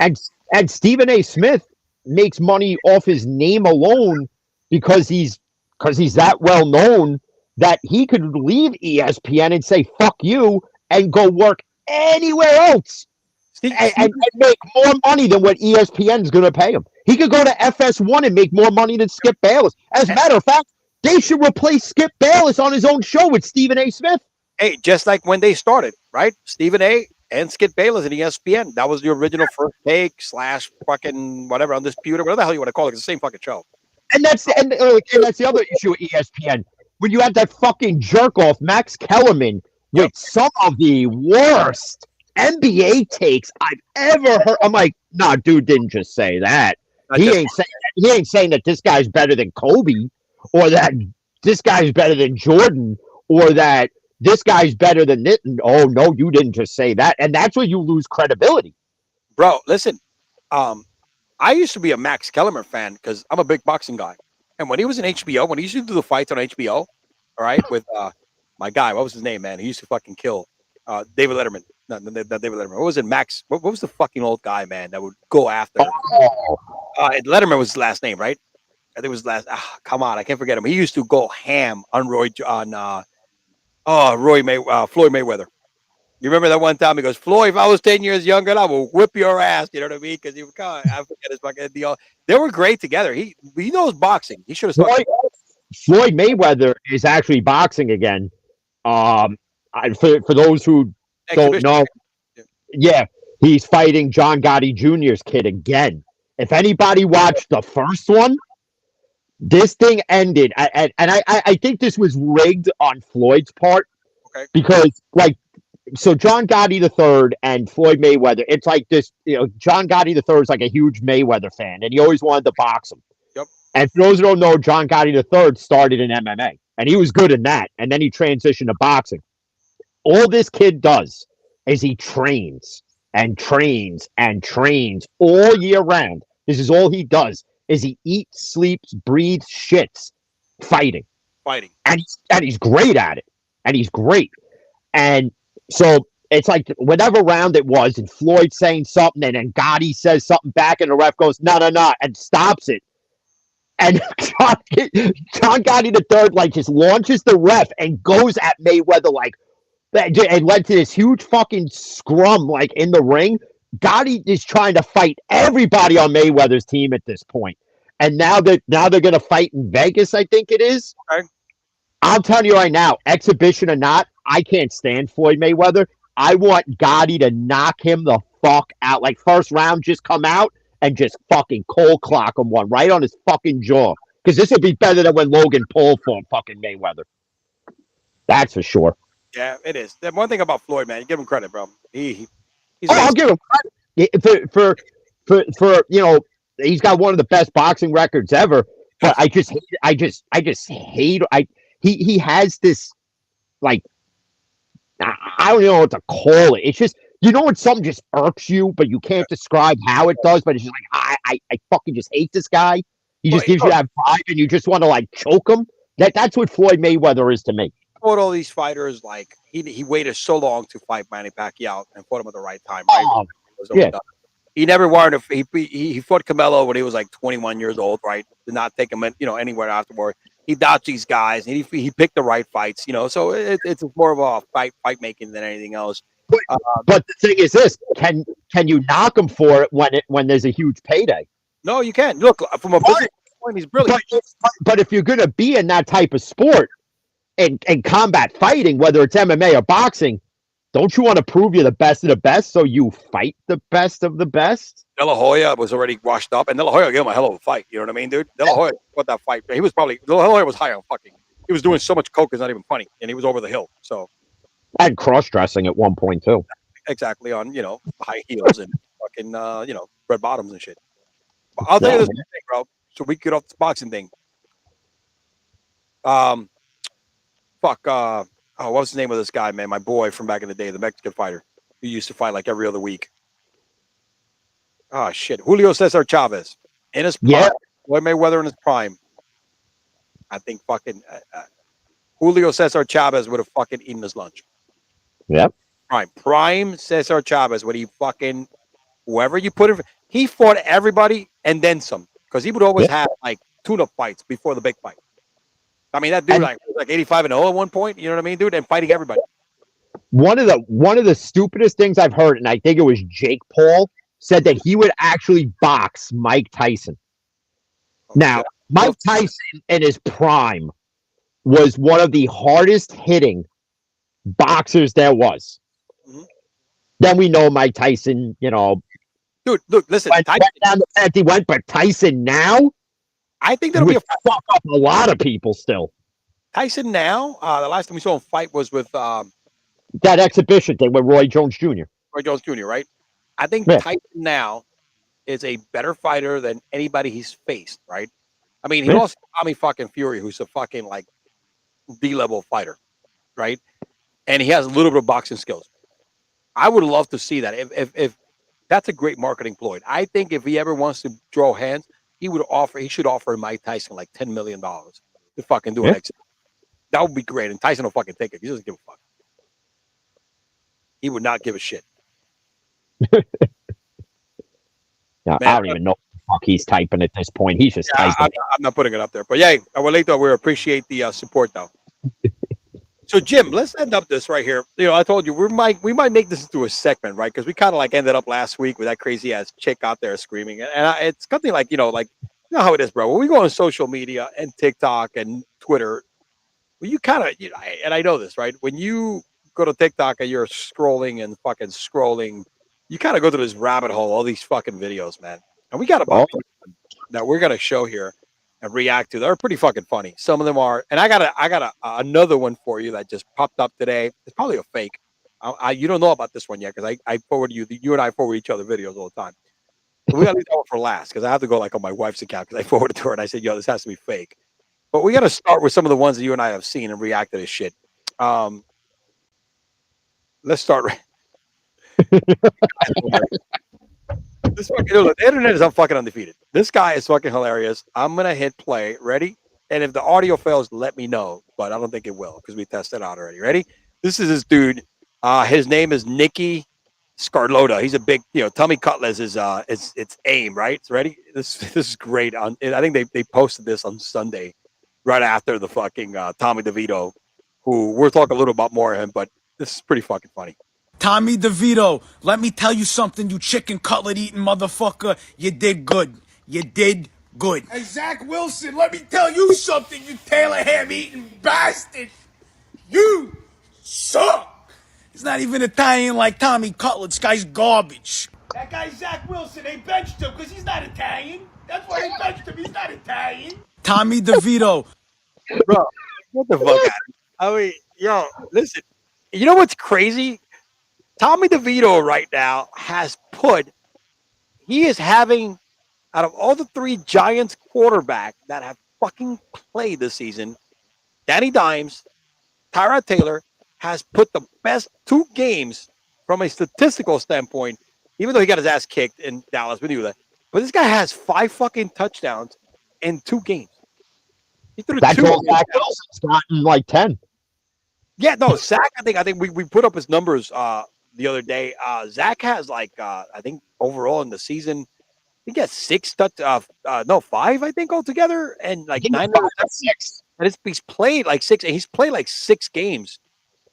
Tommy DeVito has got in like 3.5 games, but in 2 games, and remember, he also scored a rushing touchdown when he went in when he threw for like 9 negative yards.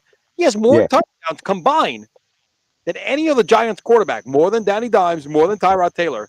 And the best 2 games spread in the season right now, dude. So guess what, dude?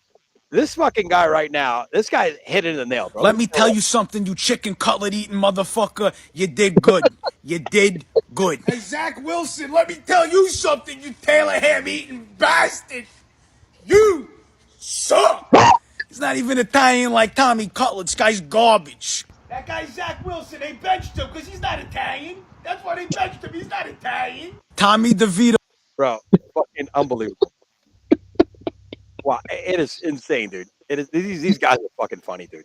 They got a ton of hilarious videos. They do like union videos. They do a whole bunch of shit. They do a joint video with these 2 guys from Boston, fucking Tommy Guarino and some other guy calls himself Prosciutto Papi. Deli guys, bro. Yeah, Deli guys. They're fucking hilarious. It's fucking hilarious because they'll make fun of New Yorkers and then they make fun of people from Boston. It is great. Everybody, it's funny. Cobbs. I mean, they do have a really good bit. I mean, dude, the internet. Good night, Abuelito. By the way, so I mean, he's saying good night like 3 times already. He's still not leaving though. He's on fire. It's pretty fucking funny. It is pretty effing funny right now, man. But yeah, man. I mean, look. Let me go back over here. We got another video though. I'm gonna share with you. This is another one you sent me because we're both very. Hold on. Let me go ahead and go back over here. Let me put this from the beginning. This is our other rabbit hole video right here. One of your favorite, Tims, because it has your girl in there, man. All right. Travis, I love you. Joni loves Chachi. I love you. Joni loves Chachi. Fucking The best is because it's Jason Kelsey. That's the yeah, dude. After the loss on Monday night. Oh god. Oh god, some of these videos. Oh my god. There's another one. I don't know if I sent it to you. I don't know if you did. It's the one where it's an animated one. And it's with Travis Kelsey and Patrick Mahomes. Okay. And so they're on the field, and Taylor's up in the thing, and Travis is like, I think I'm going to break up with Taylor Swift, but he like whispers it to him. And then Patrick Mahomes in his Kermit voice, like, you're going to break up with Taylor Swift? And it like sprinkles throughout the whole stadium. And then at the end of it, he's like, you make me love you. You want me to fawn over you. And then she like turns into like a fucking worm. And then like, it just gets weird after that. It's like the first part of it's hilarious. And then it just gets weird. And it's like one part she's singing, "You're my touchdown." I'm like, what the fuck is this shit? People got so much free time on their hands to make these videos, and I'm selling fucking car parts. What the fuck is wrong with me? Money out of this shit, dude. They're like have such a large following. And on the spirit of Thanksgiving, bro, you sent me this one today, and I said we got to put this one up here just so I can react on it. And look, this is the way that it used to be for me back in the day. Wednesday night, night before Thanksgiving, used to be one of my nights, right, where I would go get out of work. And, I'm here at 10 o'clock. I love talking to you and spending time with you. And I'm a married man now. But back in the day, bro, you would not catch me doing a podcast on a Wednesday night before Thanksgiving because your brain was out. I mean, it was one of the most party fucking nights. All right. Because everything was closed the next day. Everybody was getting fired up. I mean, down here in South Florida, it was insane, bro. Anywhere you went, the bars were packed. The fucking clubs were packed. It was like a Saturday night, bro, or a Friday night. And I would get so trashed because I would get so. I remember back in the day, myself, my apartment, dude, my brother, we were all the host Thanksgiving of family. And dude, don't get me wrong, I'll be like out until like 4 o'clock in the morning. And like, dude, it's getting trashed. And this guy right here fucking reminds me of that kind of shit, dude. Ready?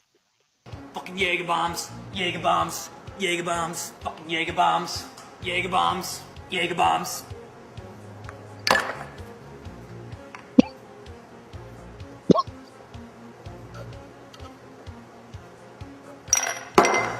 Jaeger bombs. Dude, that's such an old video too, because that came out, I think, like in 2006. That video, and there's actually a longer version of it, but that's the one that I saw on TikTok. It's longer where like part of it, he's like somebody comes up to him and they ask him a question. And he's like, "Not now, Chief. I'm in the fucking zone," and then he takes another Jaeger bomb shot. Dude, I'm actually not a Jaeger bomb kind of guy. I'm an Irish bomb kind of guy. That's me. Fucking drop the Baileys with the fucking Irish whiskey together, drop it in a fucking like a pint of Guinness. And remember, one thing about I used to do Irish car bombs all the time, and you have to kill that because you cannot leave that in there because it cutters. It looks like shit. You have to like bomb it, dude. It tastes like coffee. Pretty much. You know what I mean? So that was me, bro. I used to fucking go ham on Irish car bombs, especially in New York. When I used to live in New York, I used to go to this bar a lot called the Pit Stop, or there was a bar in Long Island. It's called the Pit Stop. But I used to go in the village somewhere. Like I used to go to like McSorley's a lot. Start drinking there on a Friday night. Either dark or light. And then I would go to this other bar called Off the Wagons. Now there we go. And I would go ham on those. Then I've been carried out of their fucking bathroom throwing up because I used to get fucked up by the bouncers. I was like, your boy has to go. And I'm like, because I'm getting by 2 bouncers, dude. It is. But that was me, man. I would get hammered, go ham, go to the family auction the next day. And look, we Cubans, we don't do typical Thanksgiving, right? It's not a Hispanic holiday. But when you're in this country, you kind of assimilate to it. And dude, it would be like my brother would start cooking the fucking pig down here in Florida. Let me tell you something, dude. I don't know if you ever had a deep fried turkey before. Yeah. The best fucking turkey you're ever going to have. Better than roasted. And a smoked turkey right there, bottom line. And my brother used to deep fry that shit, dude. We would get there early. I would get there like around 7 o'clock at night. We didn't eat until like 9 or 10 because we eat late. Like tomorrow, I'm going to be at my in-laws. They're eating by 2. And then my cousins live in Cape Coral, which is right across the fucking ocean, and the next like the little island next door, and they're gonna start partying at 7. So I'm doing 2 of them tomorrow. I'll be over there at night. And dude, that was me fucking taking car bomb shots after I would go in with my fucking 6-pack or 12-pack of Guinness just to do car bombs. and it was crazy, bro. That was me. That was definitely me. Let's play this one more time because that was my ass with that same fucking shirt. I think I even had that shirt fucking button down to the bottom, dude. That was me, bro. Fucking Jaeger bombs. That was me. Jaeger bombs. Jaeger bombs. Fucking Jaeger bombs. Jaeger bombs. Jaeger bombs.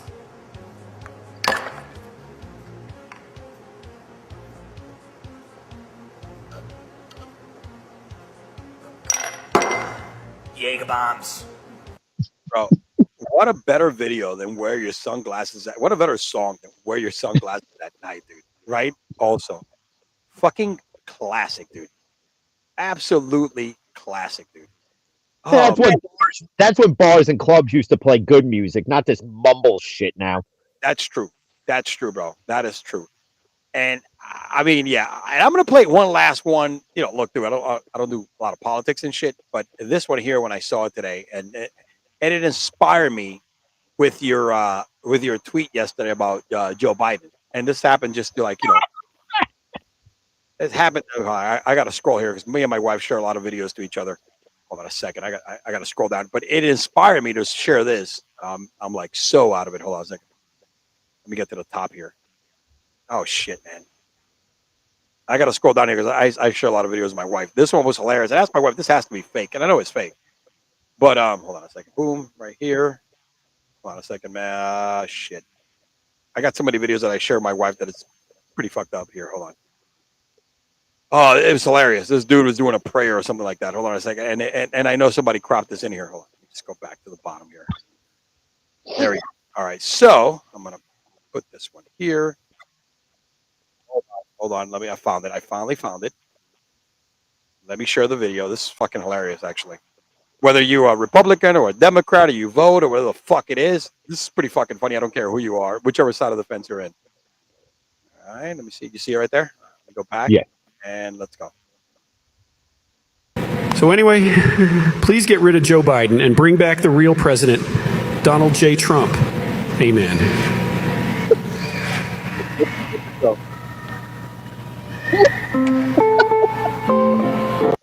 So anyway, please get rid of Joe Biden and bring back the real president, Donald J. Trump. Amen. He's not wrong. You're the side of the cross back there like that. So the fucking internet. Undefeated. He's out there doing the sign of the cross and then looking all fucking like I'm lost again, like anything. I can't walk. I'm gonna fall. Please, somebody guide me. And this guy.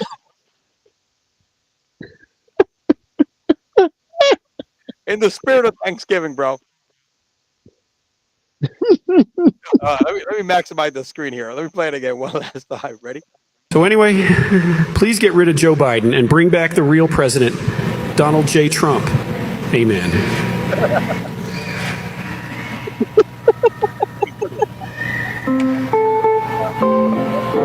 So you know, I get it, bro. When you mentioned that yesterday, this thing popped out to my feed, and I'm like, "Oh shit!" I'm surprised Jim with this one. I didn't share this one with you.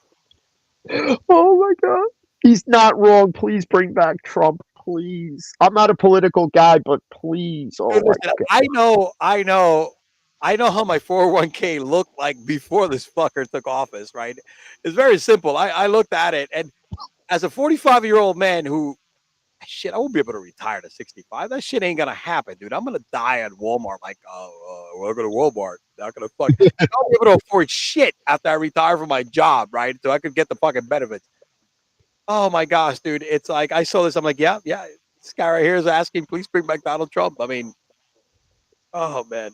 I'll probably wind up dying at fucking Sam's Club, being the guy who checks the receipt, who doesn't even fucking look. He just takes the marker and goes, "You're good. You're good." I'm not gonna be counting. I'm not counting any items. I'm not counting any fucking items. And listen, dude. They don't, because they opened a newer Walmart out in fucking like Shirley, like 10 minutes from me, and they do that there. They're the guys, and they just do this. Okay, you're good. But then again, at Walmart, they're fucking stupid. You know how much free shit? Yeah. Over 20 years, I've gotten out of fucking Walmart. We went shopping when my ex-wife was pregnant with my daughter, right? Oh, dude. So we went to get car seats. and we got other stuff. The car seats alone were $100-something a pop. Yep. So the total should have came out to almost like $400 or $500. She's like, oh, 120 whatever and change. I'm looking at her. I go, take the fucking cart and go to the car. Take the cart and go to the car. Before she realizes she fucked up. I pay and then I walk out and that's it. I've gotten kiddie pools out of there for free.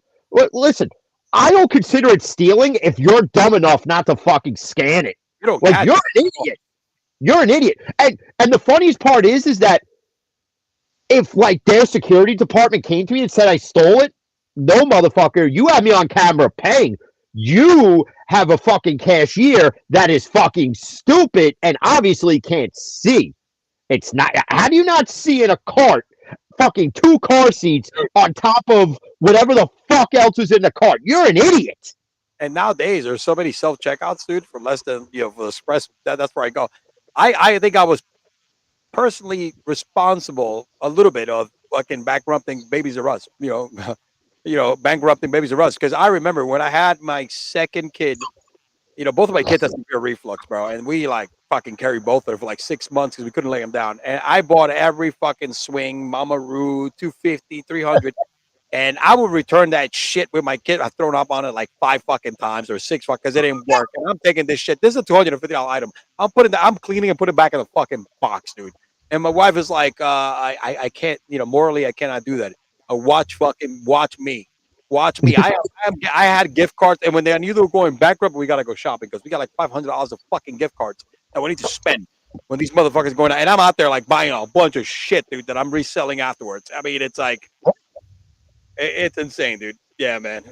Yeah. All right. It's the same thing with It's the same thing with Kohl's. Like I bought a vacuum cleaner, used it, it broke. I put it back in the box. Brought it back, and they're like, "What's wrong with it?" Like nothing, it works fine. I have the same one at home. Somebody bought it for me as a gift. Here's your money. Thank you. It was a birthday gift. I didn't know I had the same one when I figured it out. But it was like 3 months ago. 3 months ago, I don't give a fuck that it's I finally opened it. Yeah. Listen, I don't give a shit about your return policy. You're gonna fucking take it. When I managed AutoZones, their return policy is so fucking stupid. You could go into AutoZone, buy a part for your car, and that's not the problem. You could simply take it, put it back in the box, and bring it back and get your money back. That is the dumbest thing ever because it's like, especially with car parts, if you don't know what you're doing, here's what you do. For a person who works in the parts industry, if you don't know how to fix your car, you do this. You get in your car. They have these things called repair shops. Mm-hmm. You go there and let these guys work on your car. Mm-hmm. And if you want to know a couple of shops, if you live in the Long Island area, I can refer you to some. Just hit the Twitter inbox, and I'll tell you where you should go. Don't worry about it. I got you. I know, man. I mean, dude. I mean, when I was in New York, right? So it's funny. I didn't buy a new car until I moved down to Florida, right? Because dude, I drove. Let me tell you something. I had before I moved down to Florida, I had a '93 Accord. That shit was beat down to the fucking ground. I mean, dude, you should have seen that bumper, all right? Because you know how it is, bro.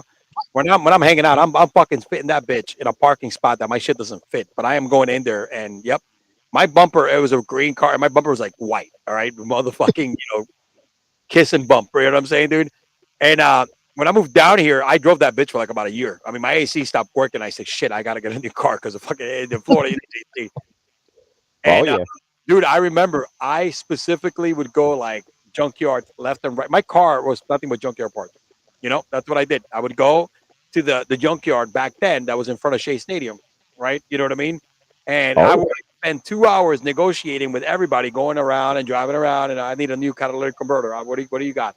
This fucking guy over here said he'll give her like 100. No, this guy. Oh, I'll stick with this guy. And I remember when I came down here and I drove for like about a year or two, and I said, shit, I gotta get the car. Shit's not working out here anymore.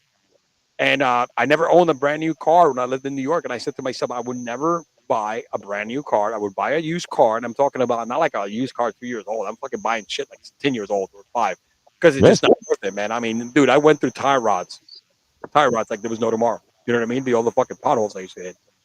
And I was like, shit, man. When I came down here, I go one time. I had a flat, and the tires are fucked up. And we had a shitload like when I used to work in the spot in Miami, like next to Hialeah, nothing but like used tire shops. And I go in there on my lunch break. I said, yo, I'm gonna get a new tire.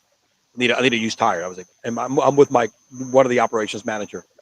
It's gonna take like 5 minutes. Don't worry about it. We go in there. The guy puts it on. He goes, it's $30. Nah, dude. Oh, I got 20. Take it out. And he's like, the guy's looking at me like, you asking him to take the fucking tire out after you told him to put it on? I'm like, no, all I got is $20. The guy's looking at me like, give me the fucking 20. And we walk, this is a lunch up. We go back out, and he's like, dude, I can't believe you pulled that shit. I was like, yo, you know how many times they used to do this shit in New York, man? Hey, get the fuck out of here. They give me a price. I'm like, dude, once they put it on, they're not going to take it off. No. $5? No. They're not gonna take it off, man. I'm like, yeah, man. That was the thing, man. That was just the thing. It was just and I got out of there like, yeah, I got over this motherfucker. Yeah, they still made money anyway. You know what I mean? So yeah, people try that. When I worked at AutoZone, they have that lifetime warranty on brake pads, right?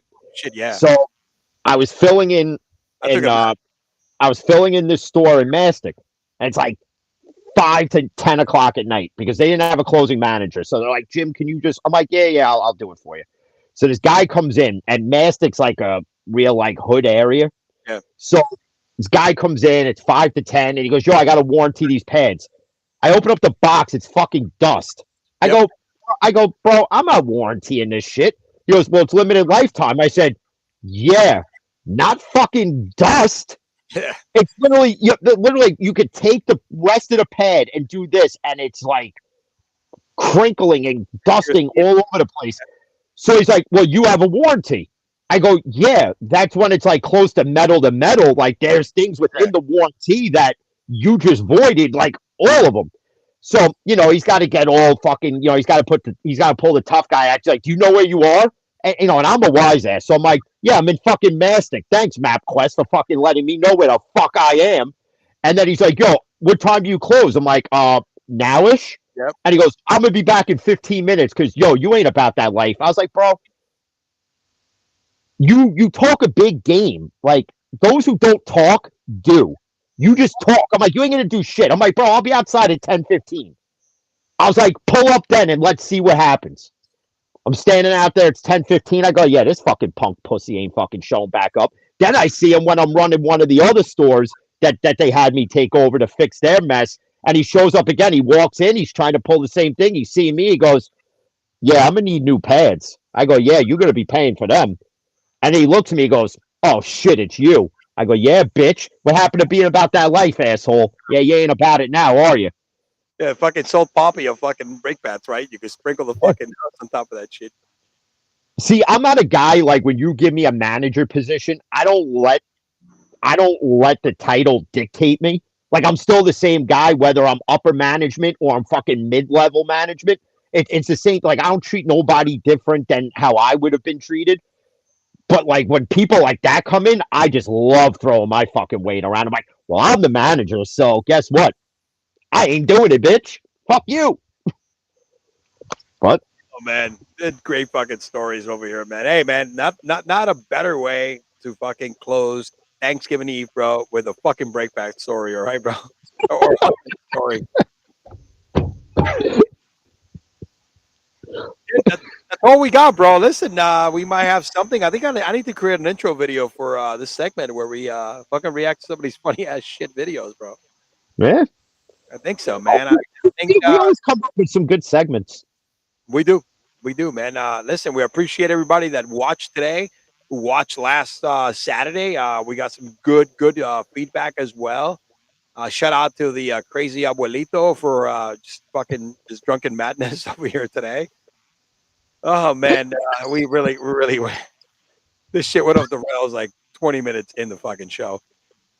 But listen, look, we gave you some good picks. I think you might want to tell some of the shit that we gave you for Thursday and Friday night, because one thing we have not just Thanksgiving games, we have a Black Friday game, because the Thursday night game Amazon is gonna be. Amazon's like, fuck, we ain't losing no money, dude. We got to put that game somewhere this week before it's Saturday. So F you guys, watch every single game, man. Hey, happy Thanksgiving to you, brother. All right, hope you enjoy it with your family. All right, my Yeah. man. We'll definitely we're gonna come back. Definitely take a little bit of a break the next week or so, and then we'll be back in about a week and a half or 2 weeks. So with that being said, my friend, your boy E-Man from the Average Joe Sports Start Podcast with Jim from Fan in the Van, also known as Glad Canada's Gone. There you go, fucking Canada's gone. Peace out. Yo,